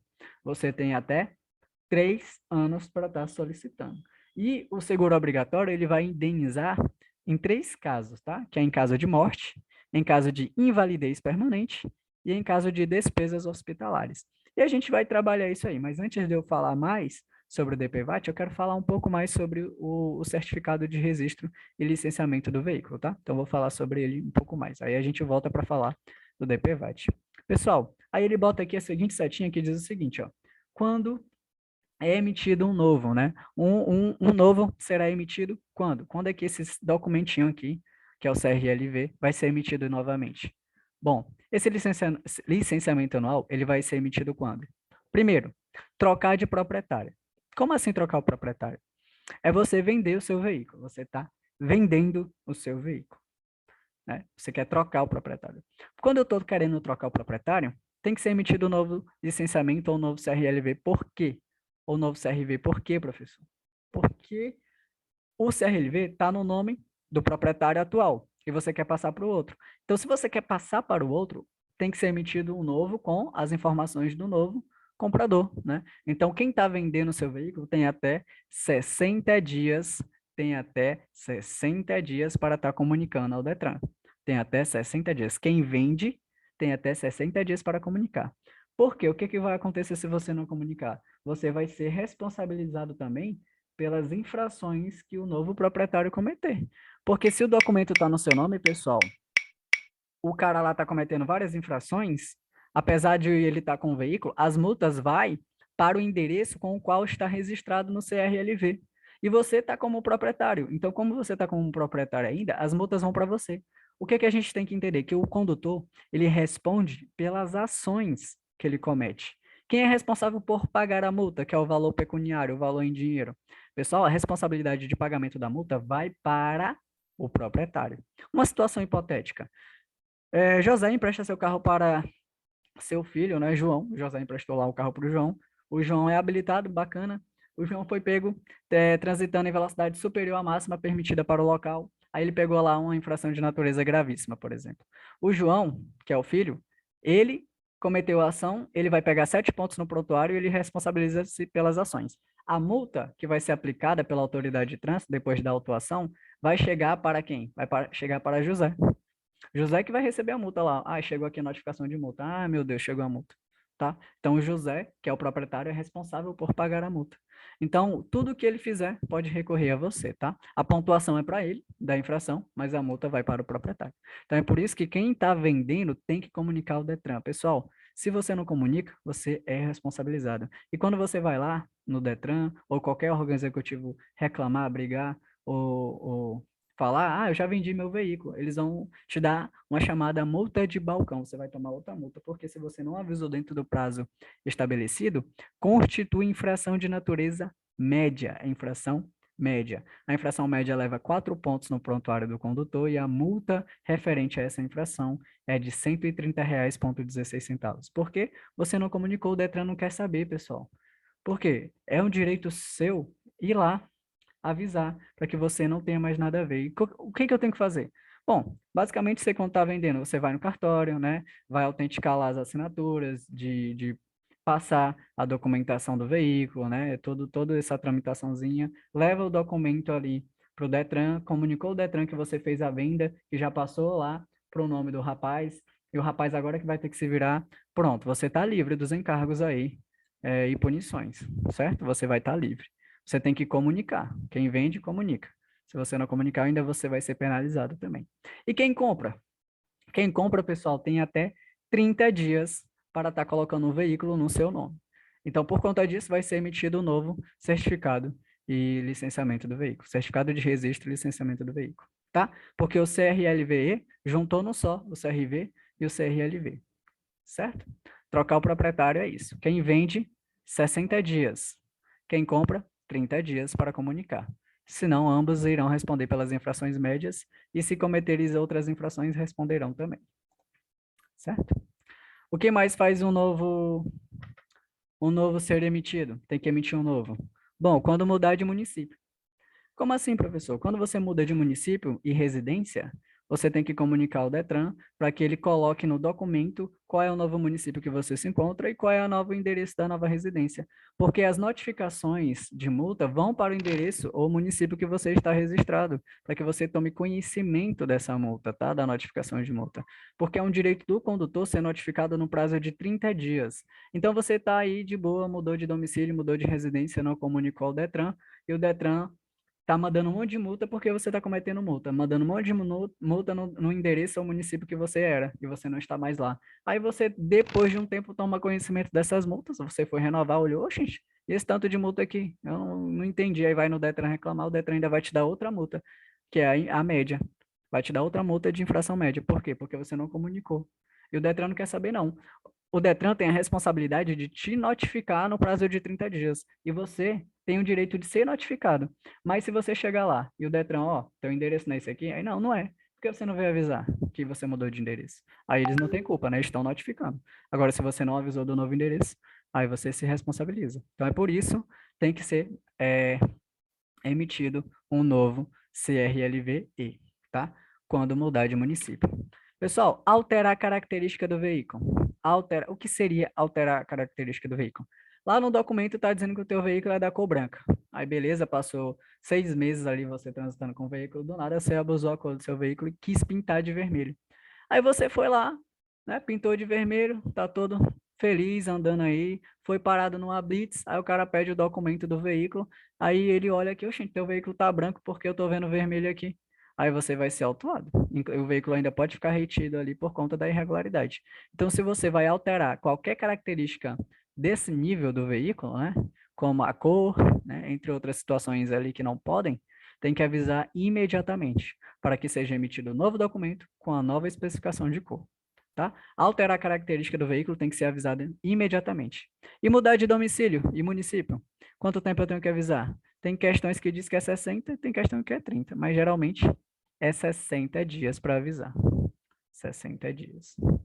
Aqui, ó, é imediatamente. Alterar a característica tem que avisar imediatamente. Outra coisa que tem que avisar imediatamente é mudar a categoria. Como assim? Vamos supor que você comprou um carro. Você comprou um carro ali, você comprou um Fiat Argo, por exemplo. Comprou o Fiat Argo, transitando com ele, aí você percebeu que com o seu carro você tem uma chance de trabalhar com ele, aí agora quer ser taxista. Aí começou a trabalhar de taxista clandestino, foi pego aí clandestinamente, aí perceberam que o carro estava registrado como de natureza particular. Ó, a categoria dele é particular. A categoria do veículo, pessoal, está relacionada ao proprietário e ligado diretamente às placas. As placas identificam qual é o exercício de atividade daquele veículo. A placa particular, pessoal, geralmente ela tem um tracejado de fundo em cinza e os caracteres em preto, né? Atualmente, no padrão Mercosul, ela mudou. Então, se ele quer trabalhar como taxista, ele tem que mudar a categoria. Qual é a categoria agora? Depende. A categoria agora tem que ser comercial, ou seja, é um veículo de aluguel, né? Um taxista é um veículo de aluguel, você aluga o serviço do taxista. Então, é um exemplo prático. Então, se você quer mudar, né? Isso aí, você tem que avisar o Detran imediatamente. Mudar a categoria do veículo. Tudo isso aqui, ó, se você não avisa, é infração média. Antigamente era grave, caiu para média, tá? A média é 4 pontos e a multa 130,16. Então, todas essas situações aqui, ó, fazem com que um novo documento tenha que ser emitido com as novas informações ali para serem apresentadas. Tudo isso, pessoal, estava relacionado antigamente a esse documento aqui, ó, CRV, tá? CRV. Tudo aqui era situações que mudavam do CRV. O licenciamento anual também, que é o CLAR, ele muda todo ano, né? Ó? O CLAR muda todo ano, que é o licenciamento anual. Tudo isso aqui, ó, está atrelado mais ao CRV, que é o Certificado de Registro do Veículo. Se cair em prova perguntando qual das situações fazem com que um novo CRV seja emitido, aí você tem que lembrar. Quando trocar de proprietário, mudar de município ou residência, alterar as características do veículo ou mudar de categoria. Isso aqui está atrelado ao CRV. E o licenciamento, que é o certificado de registro de licenciamento do veículo, quando é que ele muda? Anualmente, né? A cada 12 meses, ele é necessário um novo licenciamento, tá bom? Só que tem mais especificações aqui, ó. Quais são? Novo registro, segunda via. Então, se você precisa de um novo registro, vai ser emitido um novo. Você precisa de uma segunda via, será emitido um novo. Só que com os mesmos dados, né, que você tinha perdido. Ó, remarcação do chassi. Alguém demarcou o chassi ou arranhou o chassi está ilegível e precisa fazer uma nova remarcação da numeração do chassi, tem que ser emitido um novo, tá? Quando necessária a reemissão do CRV, é necessário uma nova reemissão do CRV, que é esse rapaz aqui, ó, que tem como atribuição todas essas características aqui, tá? Tá bom? Então, pessoal, quando é necessário uma confecção de um novo CRV, quando trocar de proprietário, mudar de município, alterar característica e mudar de categoria. Esses dois aqui, ó, que é o terceiro e quarto situação, tem que ser avisado imediatamente. Esse aqui, que é o primeiro e o segundo, o vendedor tem 60 dias, né? O vendedor tem 60 dias para comunicar ao Detran e o comprador 30 dias para mudar o veículo para o seu nome, certo? Então, informações irrelevantes. Então, aqui, ó, são outras situações que prescrevem que um novo documento tem que ser emitido, tá? Que é o CRLV-E, tá bom? O que mais? Agora vamos falar do DPVAT, né? Finalizar. A gente sabe que o DPVAT, todas as pessoas podem solicitar, certo? Os danos pessoais causados por veículos automotores de via terrestre, onde ele vai indenizar sobre esses acidentes, só envolvendo veículos automotores, que acontece onde? Nas vias terrestres, onde a legislação é aplicada. E ele indeniza de 3 maneiras, certo? Não esqueçam. Quando é que eu posso solicitar o DPVAT? Você tem um prazo de 3 anos a partir da ocorrência do acidente. Como é que eu solicito? Bom, aí você tem que pesquisar no site do DPVAT, entender qual é a documentação, o BO, registrar toda e apresentar a documentação necessária, tá? Então, você tem até 3 anos a partir da ocorrência do acidente. O que mais eu preciso saber? Que ele indeniza em 3 casos. Qual é o primeiro caso? Despesas hospitalares. Qual é o valor máximo que ele vai indenizar a vítima? 2.700. 2.700. Significa que eu vou receber 2.700 de uma vez? Não, não significa que você vai receber os 2.700 de uma vez, tá? Isso é o valor máximo que ele vai ressarcir a vítima por despesas hospitalares, né? Ou seja, o beneficiário aí, a própria vítima, né? Ou um terceiro, né? A quem a vítima tenha cedido o direito de reembolso, para quem você quer ceder o reembolso. Então, para mais informações, você tem que procurar o DPVAT, né? Para entender mais. Então, a gente precisa somente dessas informações. Despesas hospitalares, 2.700. Tem também aqui, ó, por vítimas fatais, por morte, quando há morte do motorista.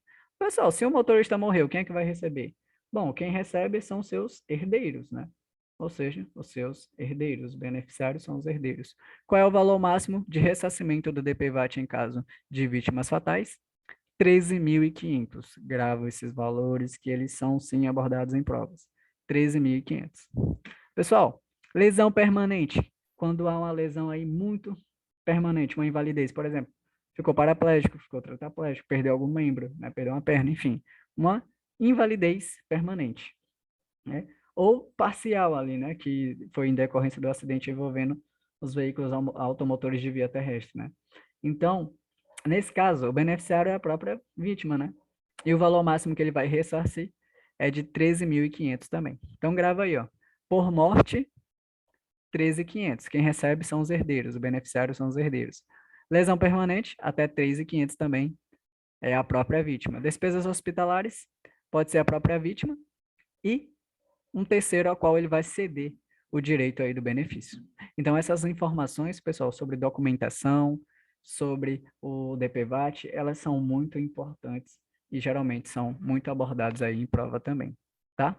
Não esqueça que o CLA, que é o Certificado de Licenciamento Anual, ele é expedido novo a cada 12 meses, né? Que é o licenciamento anual. Bom, ó, documentos de porte obrigatório. Pessoal, quais são os documentos de porte obrigatório que, quando eu passar por uma fiscalização, será exigido pelo agente de trânsito ou pela autoridade de trânsito? Logicamente, a habilitação e a documentação do veículo, que é o licenciamento do veículo, certo? A habilitação podem ser quais? Pode ser a ACC, tá?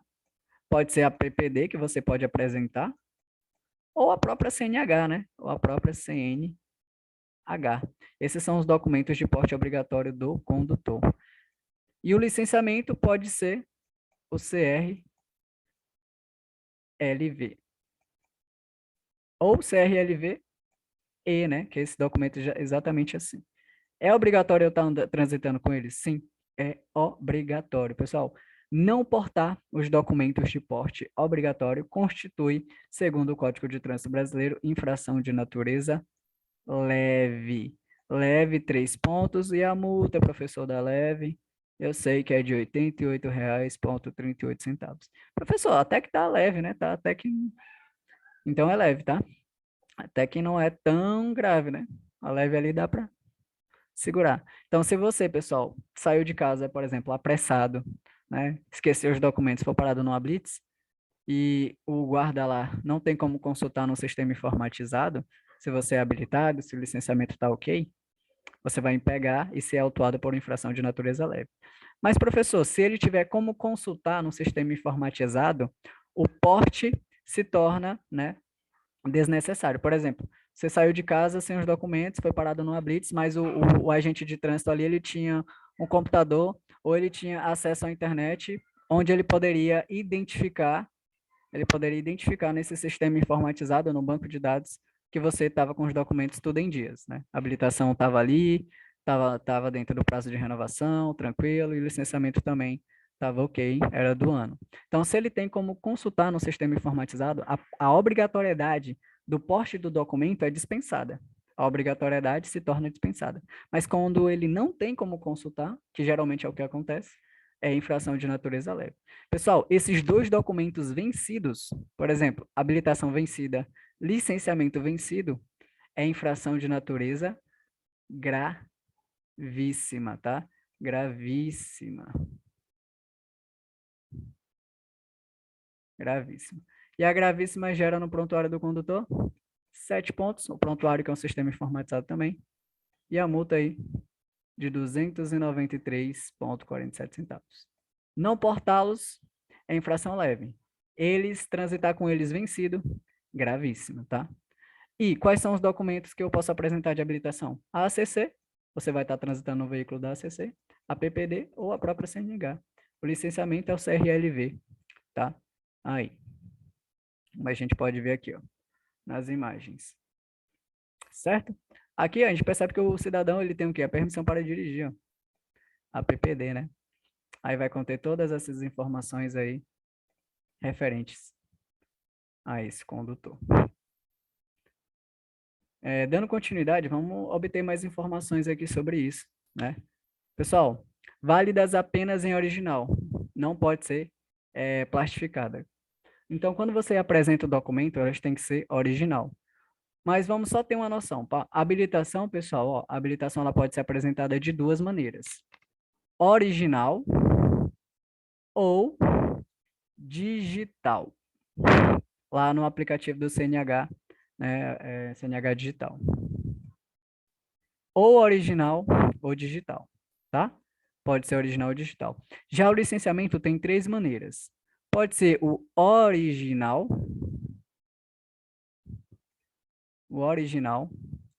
pode ser o digital. Eita, mas é difícil escrever com esse negócio. Digital e impresso, que é quando você imprime do próprio site do Detran, tá? Pode ser de três maneiras, certo? Habilitação só pode ser original ou digital, a presença, né, que você vai apresentar o documento. E o licenciamento pode ser original,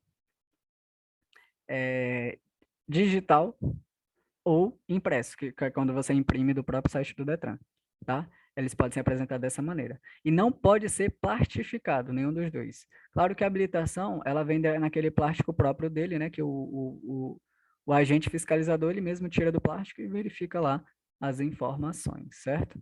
Tem que ter essa noção. Então, é admitidos também no formato digital. O CNH Digital E, né? CNHE e o CRLV-E, que são os digitais. O porte do CRLV-E ou da CNH, ó, é dispensado, o porte obrigatório se torna dispensado quando for possível a verificação via sistema informatizado. Se o agente tem como consultar, ele não vai precisar pegar ou pedir teu documento. Então, se você não estava com ele, você não vai ser penalizado. Mas se você não estava com ele e ele não consegue consultar, é infração de natureza leve, tá, pessoal? Fica com isso em mente, que é importante. Tá? Isso está no artigo 133, parágrafo único aí, né? Do Código de Trânsito Brasileiro. Também está atribuído ao artigo 159, parágrafo 1º aí, na resolução do Código de Trânsito Brasileiro. Pessoal, vou fazer a verificação do sistema aqui um momento. Então, tudo isso é a questão dos documentos de porte obrigatório, tá? Para o condutor, é a habilitação, que pode ser a CC, PPD, ou a própria CNH. Para o veículo, é o licenciamento, tá? O licenciamento é o que a gente apresenta, tá? E o porte deles é dispensado quando é possível fazer a verificação via sistema informatizado. O guarda lá tem como constar? Não precisa. Mas se ele não tem, ele vai solicitar a documentação. E se tiver vencida, é infração gravíssima. E se você não tiver com os documentos, é infração de natureza leve, tá? E a CNH você pode apresentar no formato original ou digital. O licenciamento, pessoal, você pode apresentar original, digital e impresso. Pessoal, tem questão que vai dizer que você pode apresentar a CNH através de fotocópia autenticada. Isso é incorreto, é incorreto. Você não pode apresentar com fotocópia, nem que seja autenticada, nem que se for colorida, tá? Original ou digital, apenas a CNH. Ok? Pessoal, o proprietário do veículo poderá imprimir, ó, você pode imprimir o CRLV, né, o qual será considerado válido para fins de fiscalização. Então, você imprimindo em sua casa aí com a sua impressora, né, através do site do órgão de trânsito aí, que é o DETRAN, Departamento Estadual de Trânsito, você pode conseguir imprimir. Então, quando você imprime, ele é válido para fiscalização, tá? Então, ele tem 3 maneiras de se apresentar: ou documento original, ou impresso, ou digital aí para o documento do veículo, né? Para o condutor, ou original ou digital aí para a sua habilitação, para qual veículo ele foi ali habilitado. Certo? E o que eu acho engraçado é que o Detran cobra isso aqui, né, quando você está renovando ou pagando licenciamento, onde é atribuição dele fazer a emissão e ele atribuiu agora para as próprias pessoas fazerem isso para reduzir os gastos deles, enquanto ele está cobrando a taxa do processo que ele deveria fazer e você faz ali. Então, ele tirou um gasto do próprio órgão e ainda cobra o dinheiro da gente, né? Então, são a maldade do nosso órgãos de trânsito aí, cobrando taxas e taxas.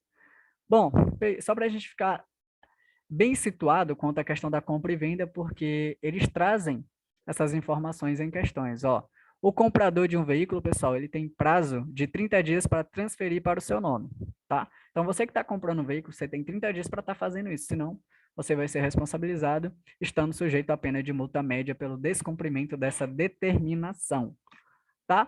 O vendedor tem prazo de 60 dias para apresentar ao órgão de trânsito a comunicação de venda do veículo, né? Sob pena de ser responsabilizado solidariamente pelas penalidades aplicadas também. Então, isso pode gerar problemas, pode gerar dor de cabeça, gerar multas, penalidades impostas a você. Então, quando você está vendendo um veículo, você vai no cartório, faz todo aquele processo do cartório, apresenta a documentação no órgão de trânsito da sua região, apresentou, o problema já não é mais seu, porque você já acabou de fazer a comunicação. Mas se você não o faz, você vai estar, sim, sendo responsabilizado também, juntamente com o comprador, pelas infrações e responsabilidades das penalidades aplicadas, tá? Tem que ter muito cuidado com isso.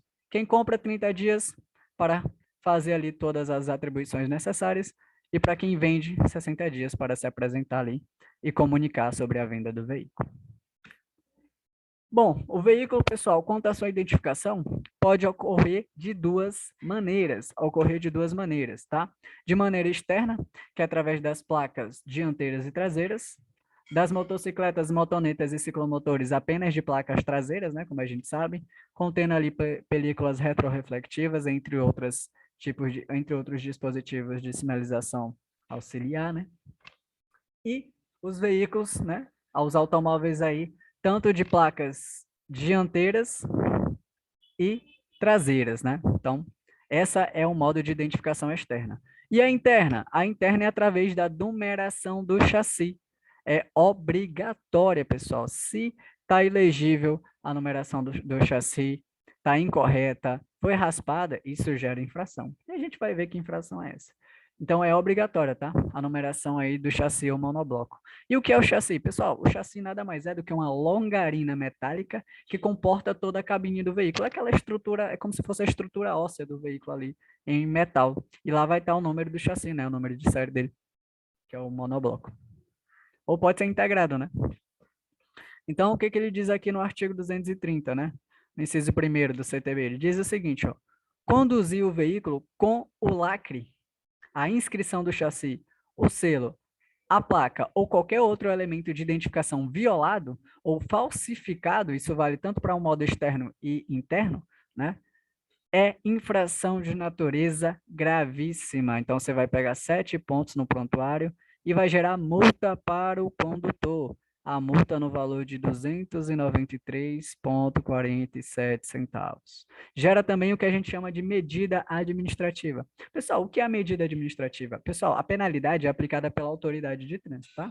A medida administrativa é aplicada pelo agente da autoridade. A medida administrativa acontece na hora, no ato da violação de trânsito. Por exemplo, você estacionou em um local que não deveria, estacionou onde é proibido estacionar. Você vai sofrer uma medida administrativa chamada remoção do veículo. O veículo é removido. Removido significa ser guinchado. Vai ser removido e mandado para o pátio credenciado pelo órgão de trânsito da sua região.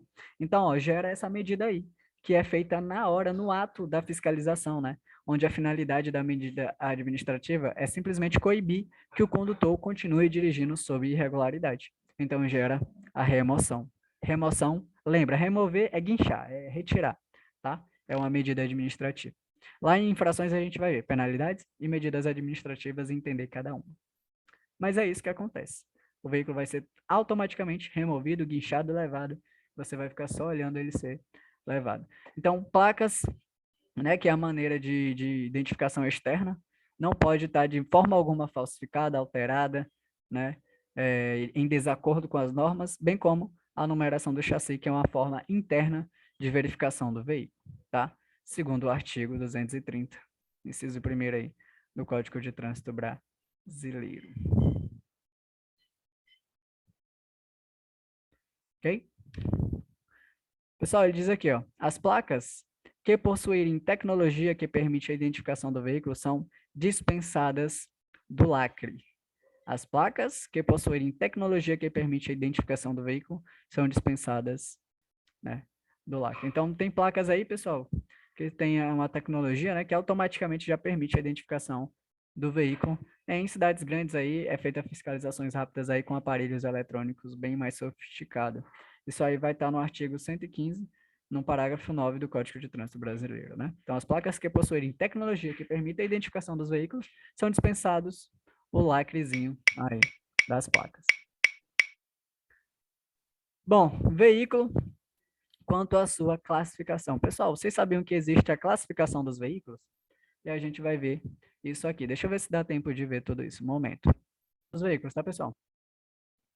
Bom, falando da classificação dos veículos, a gente vai perceber que os veículos eles são classificados de 3 maneiras, quanto à tração, à espécie, né, que é a finalidade de uso, e também quanto à categoria. Pessoal, quanto à tração, é a força que vai movimentar esse veículo. Quanto à espécie, é a finalidade de uso desse veículo. Se ele é um veículo de passageiros, se ele é um veículo de carga, se ele é um veículo misto, né?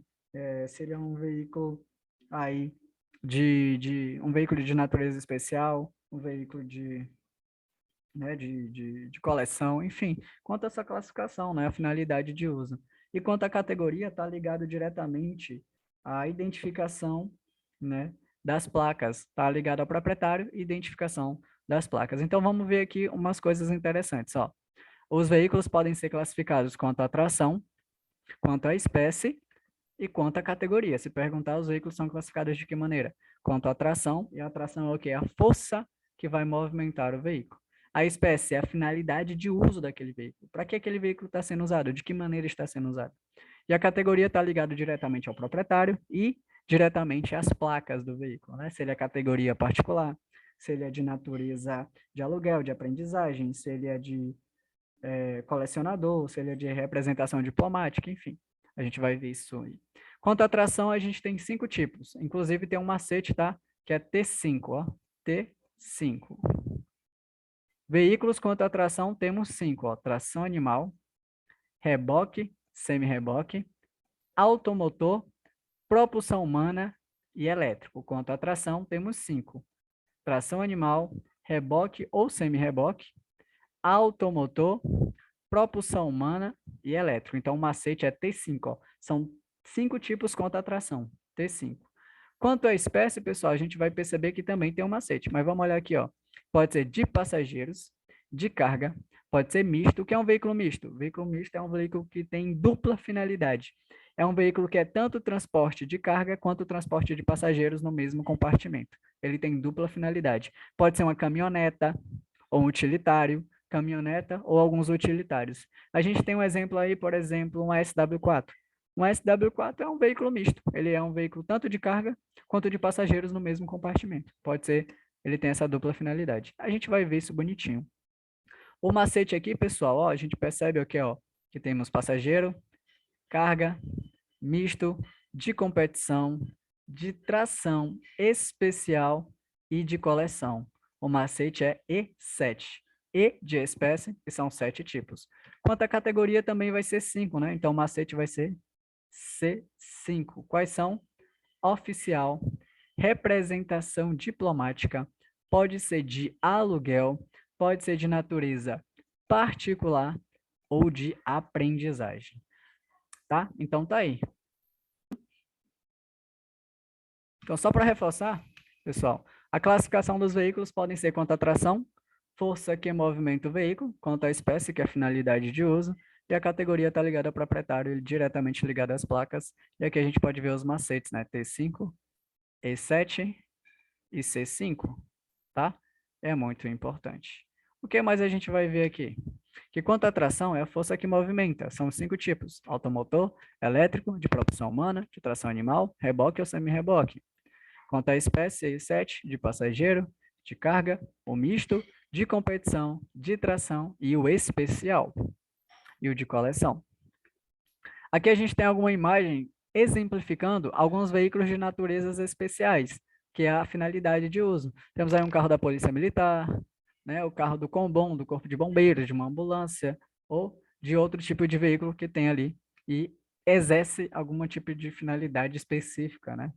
De fiscalização, de operação viária, enfim. Então, são veículos especiais, né, que atuam de maneiras especiais. Temos aí, quanto à categoria, que está relacionada ao proprietário, e a placa, né? Pode ser oficial, pode ser de representação diplomática, pode ser particular, pode ser de aluguel e pode ser de aprendizagem também.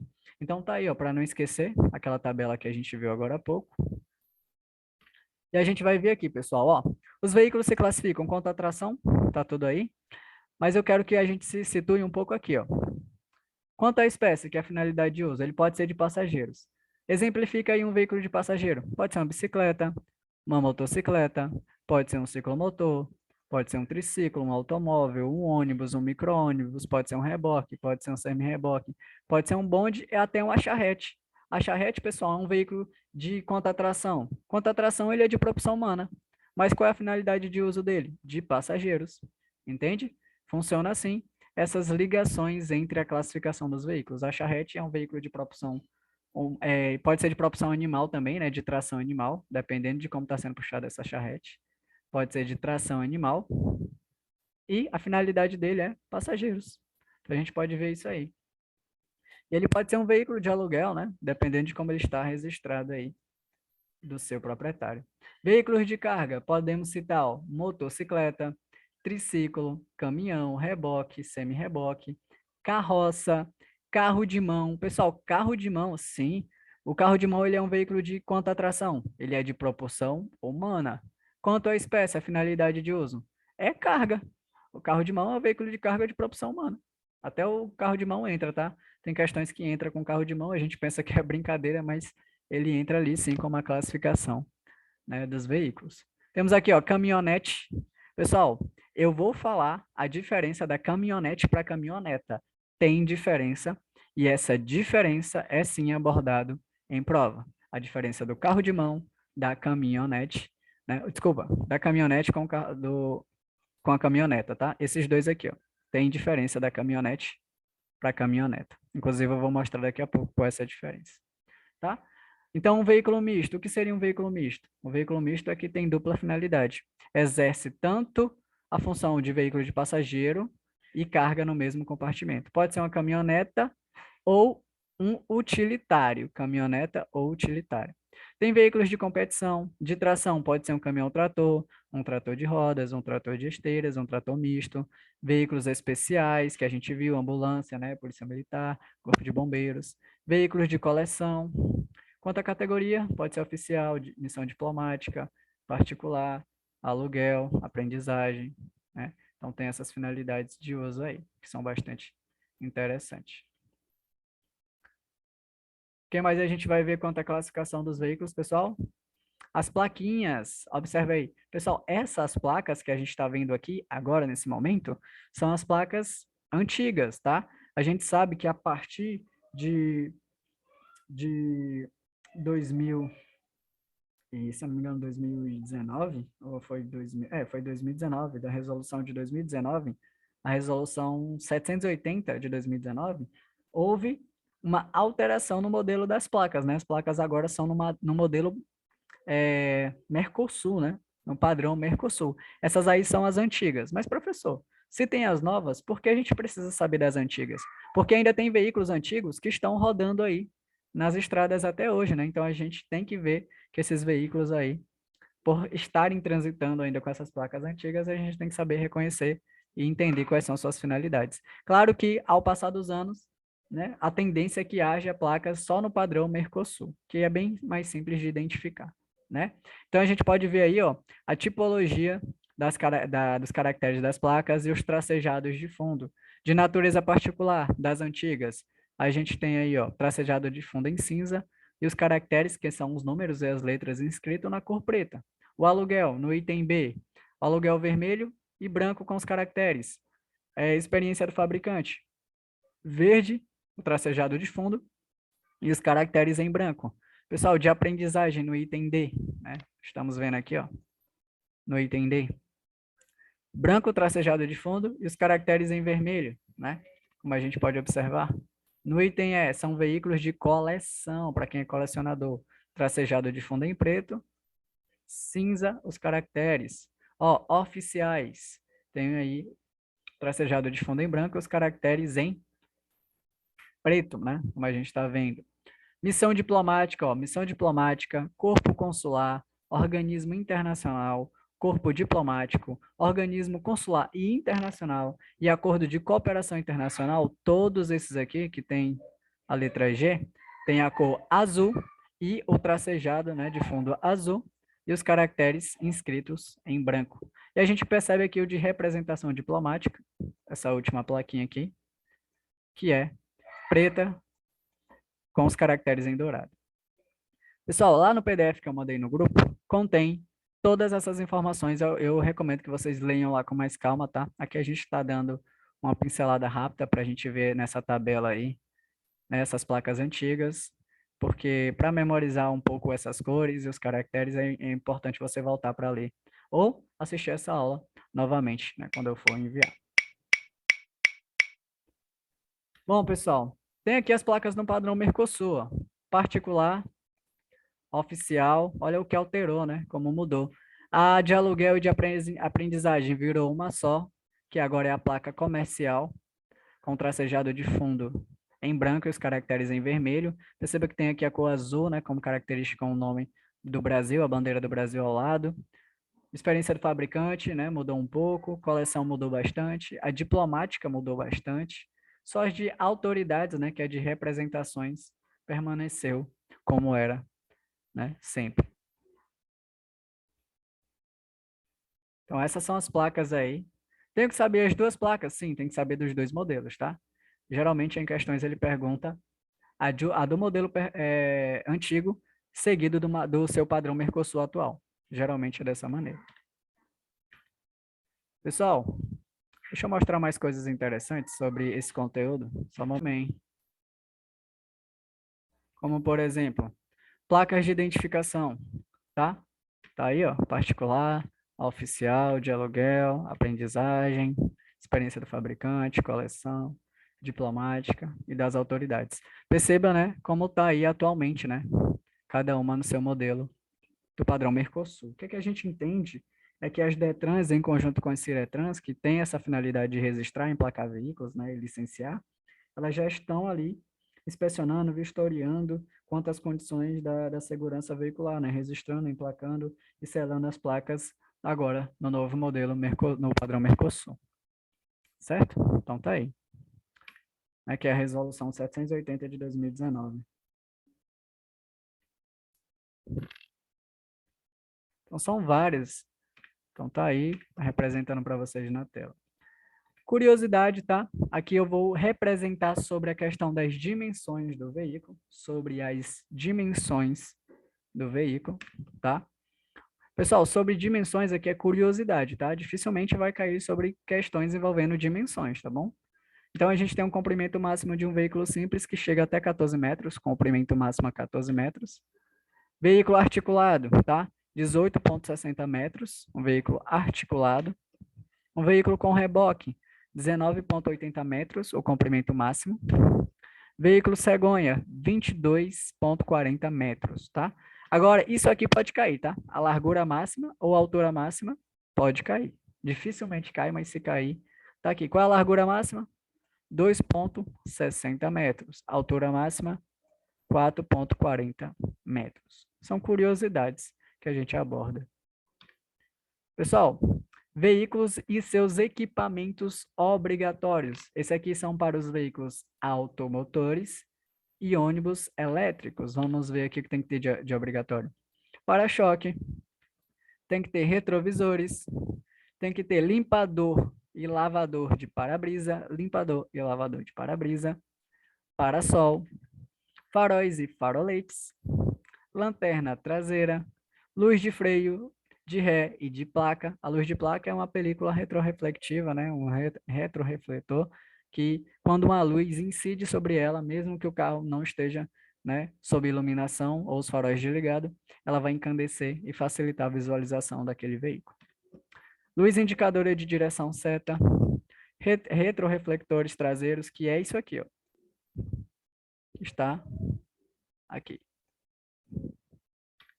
Temos aí velocímetro, que mostra, né, a velocidade desenvolvida pelo veículo, buzina, freio de serviço ou freio de estacionamento, cinto de segurança, é obrigatório, claro, silenciador do motor, que é o silencioso, que fica lá no sistema de escapamento. A finalidade é reduzir ruídos provenientes do motor. Temos o macaco, chave de roda, chave de fenda, roda sobressalente, né, que é aquela roda. Inclusive, a gente vai ver vídeos, né, mostrando qual a maneira adequada aí de trocar um pneuzinho. Pneu em boas condições.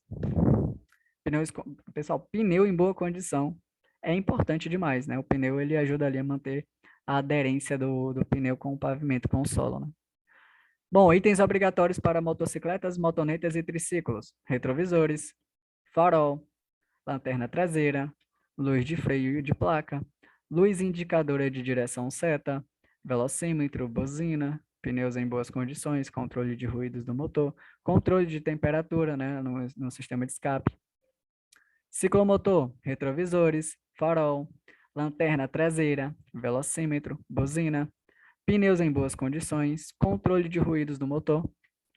Para tratores, retrovisores, faróis e faroletes, lanterna traseira, luz de placa, luz indicadora de direção seta, alerta sonoro de marcha ré, pisca alerta, faixas retroreflectoras, velocímetro, tacógrafo. Pessoal, o velocímetro, a gente sabe que ele mostra, o tacógrafo ele mostra e registra a velocidade, ele mostra e registra para fins de fiscalização, né? Então tá, o tacógrafo mais de 600 km por hora.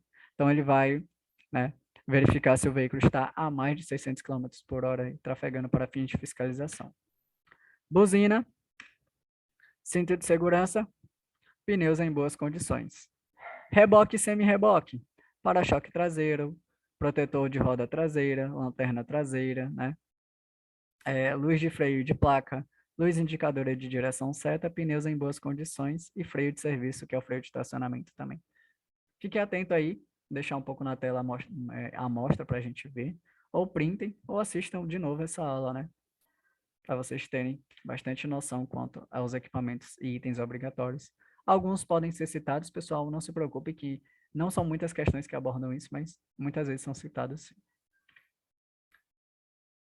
Bom, a gente tem aqui outros equipamentos obrigatórios, tá, pessoal? Catar dióptrico. Esse cartaz dióptrico, pessoal, ele nada mais é do que os retroreflectores traseiros de cor vermelha. É como se fossem umas faixas que ela é considerada um dispositivo auxiliar de segurança.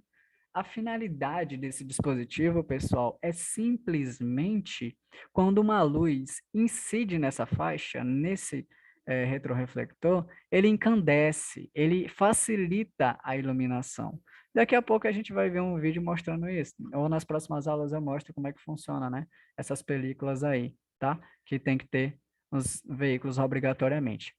Extintor de incêndio, a gente tem que ter o extintor de incêndio das classes ABC, né? A classe ABC, que é o mais adequado. Mas, professor, o extintor de incêndio não é mais obrigatório, né? A gente vai já falar sobre isso. Ele não é que ele não é obrigatório, ele se tornou facultativo, ele se tornou opcional. Se tornou opcional para alguns veículos, aí a gente vai ver quais são, tá? E a validade do extintor é de 5 anos, passado os 5 anos tem que ser feito a troca. O extintor, dependendo do modelo, né, que é a classe ABC, ele tem posições adequadas de ser colocado ali no veículo, né, na posição vertical, tá? Posição vertical. Isso cai em prova, perguntando até mesmo qual é a posição correta lá do nosso extintor de incêndio.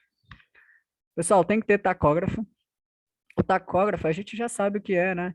Ele registra, né, a velocidade desenvolvida do veículo para fiscalização, para fim de fiscalização.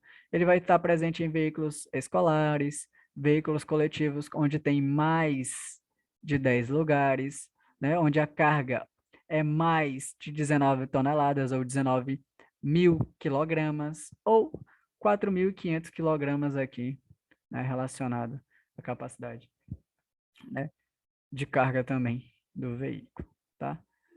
E veículos que chegam também, muitas vezes nessa dimensão, já tem ali o tacógrafo. O que mais a gente vai ver? Chave de fenda para remoção de calotas, né? Chave de fenda para remoção de calotas, a gente vê isso na troca do pneu. Cinto de segurança para a árvore de transmissão, cinto de segurança para a árvore de transmissão. O que é esse cinto de segurança para a árvore de transmissão? O cinto de segurança, eu acabei de ver que para o condutor ele é obrigatório, né? Isso sem dúvida. Mas para uma peça, tem o cinto de segurança? Tem. Pessoal, em carros de grande porte e em alguns trator, tem uma peça, né, que é chamada de semi-eixo, ou eixo cardan, que é uma peça que fica debaixo do motor, que ela liga motores que são, muitas vezes, onde o motor é dianteiro, mas a tração é traseira. Então, para transmitir essa comunicação, existe uma peça aqui, ó, que liga essas duas colunas. E, muitas vezes, quando dá um problema nessa peça, quando ela quebra, o que que acontece? Ela cai. E para que ela não caia no chão e fique tendo contato direto ali com o pavimento, né? Ele tem um cinto de segurança em volta dela, que quando ela rompe, o cinto de segurança segura para que ela não vá ter contato direto aqui com o pavimento. Então ele segura. Então é o cinto de segurança para a árvore de transmissão de veículos aí que possui esse sistema de comunicação entre o motor e a tração dele aí. Então, basicamente, funciona dessa maneira, tá? Temos também aí, ó, bicicletas. Bicicleta tem que ter dispositivo sonoro, o cartaz dióptricos, que são as flechas refletoras, para quando o farol incidir, a gente saber iluminar, encandecer, e a gente ter a noção e presença desses veículos que são silenciosos, a chegada e aproximação é silenciosa, é difícil visibilidade, principalmente em vias ou rodovias ou estradas ali que sejam desprovidas de iluminação pública. Temos aí, ó, retrovisor esquerdo, tem que ter, tá? Pessoal, o extintor, ele se tornou facultativo, significa opcional, mas ele se tornou facultativo para carros, utilitários, caminhonetas, caminhonetes, inclusive temos que ver essa diferença, tá? Triciclos de cabine fechada. Triciclos de cabine. Para os outros veículos, ele é obrigatório, tá? Ele é equipamento obrigatório. Ele só é facultativo para os automóveis aí, carros utilitários, caminhonetas, caminhonetes, triciclos e de cabine fechada. Certo? Então, pessoal, a gente percebe que a gente acabou de concluir todo o nosso assunto relacionado a processo de habilitação. Só que antes de eu finalizar de fato, aí na tela, tá? Essa aqui é uma caminhonete, tá? E essa aqui, ó, é uma caminhoneta, tá? Bom, a caminhonete, pessoal, qual é a diferença? A caminhonete é porque ela é considerada um veículo de carga. Ela é um veículo de carga, tá? E ela é um veículo destinado ao transporte de carga, onde o peso bruto total, ó, é até quanto? 3.500 kg. Ou seja, quem tem a categoria B de bola pode trafegar tranquilamente numa caminhonete, certo? Porque a gente sabe que a categoria B não excede 3.500, é até 3.500 kg de PBT, peso bruto total, que é a soma da tara mais a lotação, como a gente viu nas aulas anteriores. A única diferença aqui da caminhonete para caminhoneta é que para você acessar o compartimento de carga aqui, ó, você tem que sair do veículo e ir até o compartimento de carga. E é só isso, professor? É apenas isso. Para que você acesse o compartimento de carga, você tem que sair do veículo. Você sai do veículo e vai lá, né, no compartimento de carga. Já na caminhonete, desculpa, na caminhoneta, tá aqui, ó, caminhoneta. A caminhoneta é o quê? Um veículo misto. Por que ele é um veículo misto, professor? Porque ele é destinado ao transporte tanto de passageiros, ele tem dupla finalidade, quanto ao transporte de carga, onde no mesmo compartimento. Por isso que ele é um veículo misto. E para que você acesse, né, o compartimento de carga ou o compartimento de passageiros, você não precisa sair do veículo. Você pode acessar no interior do mesmo, certo? Então, fica aí gravado que ele é um veículo misto, porque tem dupla finalidade, onde ele é tanto de passageiros quanto de carga aí, que ele pode ser utilizado. Outro veículo misto pode ser algum utilitário também, tá? Veículos utilitários podem ser também. Então, essa é a única diferença entre eles, tá? Vamos ver aqui exemplos das outras categorias. Ó, categoria C. A gente sabe que a categoria C excede, né, 3.500 de peso bruto total, ultrapassa os 3.500, porém, não ultrapassa 6.000, né, quilogramas. A gente sabe disso. A gente viu nas outras aulas. E não excede também 8 lugares, né? Não excede 8 lugares, isento da contagem motorista. Veículos da categoria C, geralmente a gente atribui a veículos de carga. Veículos de carga. É importante lembrar disso. Veículos de carga. Certo? Exemplo aí. O que mais a gente vai ver? Esse aqui é um veículo de categoria D, tá? Um exemplo de veículo de categoria D. Categoria D a gente liga ao quê? Ao transporte coletivo de passageiros. Transporte coletivo de passageiros. Com capacidade para até 20 passageiros. Pode até ser mais dependendo do veículo. Lembra que essa faixa aqui, ó, amarela, ela tem a largura de quantos centímetros, professor, que pode cair em prova? 40 centímetros. 40 centímetros. Se for no carro de categoria B, a largura da faixa é de 20 centímetros, tá? Eu mostro porque eu sei que pode cair. Essas questõezinhas aí, bobinhas, pode cair. Pessoal, tá aqui um exemplo de uma combinação de veículos da categoria E, né? Uma combinação de veículos automotores e elétricos em que a unidade tratora, a unidade que vai tracionar, puxar, impulsionar, pode ser da categoria B, C, D ou E. Ó, isso aqui pode ser um veículo de B, pode ser C, D ou E, né? Dependendo aí do veículo que está tracionando. Nesse caso aqui, ele é um de D ou de E mesmo. Perceba que eu tenho aqui, ó, um semi-reboque e aqui eu tenho um reboque. Lembrando, pessoal, que esse documento aqui do veículo, ó, ele é um documento para esse veículo. Cada compartimento desse tem um próprio documento, tá? Por quê? Porque esse aqui é considerado um veículo só. Esse semi-reboque bem aqui, ó, ele é considerado um veículo. Então, só para ele vai ter o próprio documento dele, vai ter o próprio CRV dele. Esse aqui vai ter seu próprio CRV, ou seja, vai ter a placa aqui com a numeração. Esse aqui vai ter a sua própria placa com a numeração. E esse aqui também vai ter o CRV dele com a própria placa. Então, aqui, ó, é 3 veículos. Ó, veículo 1, veículo 2, veículo 3. Né? O veículo que está tracionando, o que está sendo puxado, tracionado, é um semi-reboque. E esse rapaz aqui é um reboque. Mas, professor, qual é, de fato, a diferença do reboque para o semi-reboque? Eu preciso saber disso? Preciso, e é bem simples a diferença. Olha aqui um exemplo de um reboque e um exemplo de semi-reboque. Pessoal, quando é que ele é semi-reboque? Ele é semi-reboque quando ele tem uma arte, ó, aqui, ó, que se não houver essa frente dele aqui, ó, vai ter contato com o chão. Então, se ele tem essa arte aqui, ó, que inibe o contato direto com o chão, é semi-reboque, tá bom? É chamado de semi-reboque. Se você tira bem que esse pezinho dele aqui, ó, essa frente dele vai cair e vai bater de contato com o chão. Já no reboque, perceba que ele não necessita dessa arte para manter ele planozinho no solo, né? Automaticamente ele fica por conta da quantidade de rodas. Então, essa é a única diferença do reboque para o semi-reboque? Sim, simples assim. Essa é a diferença. Esse aqui fica em pezinho, tranquilamente, no chão. Não é necessário nenhuma arte, né, que faça ele ficar bem seguro. Esse é o semi-reboque. Pessoal, lembra do motocasa? Que o motocasa para todas as categorias é a única exceção que faz com que exceda o limite de peso, do peso bruto total máximo permitido, já estipulado pela legislação? Então tá aí.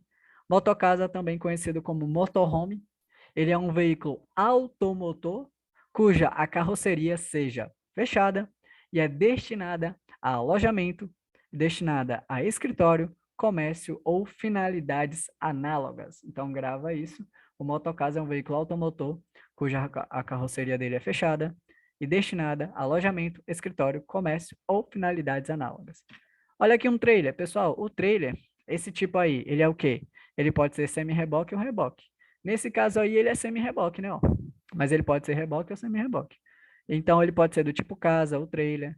Qual é a diferença de um trailer para um motocasa? O motocasa, ele é integrado, ó. Ele já faz parte do veículo. Ele faz parte da estrutura, ó. O motocasa, ele já faz parte de toda a estrutura do veículo.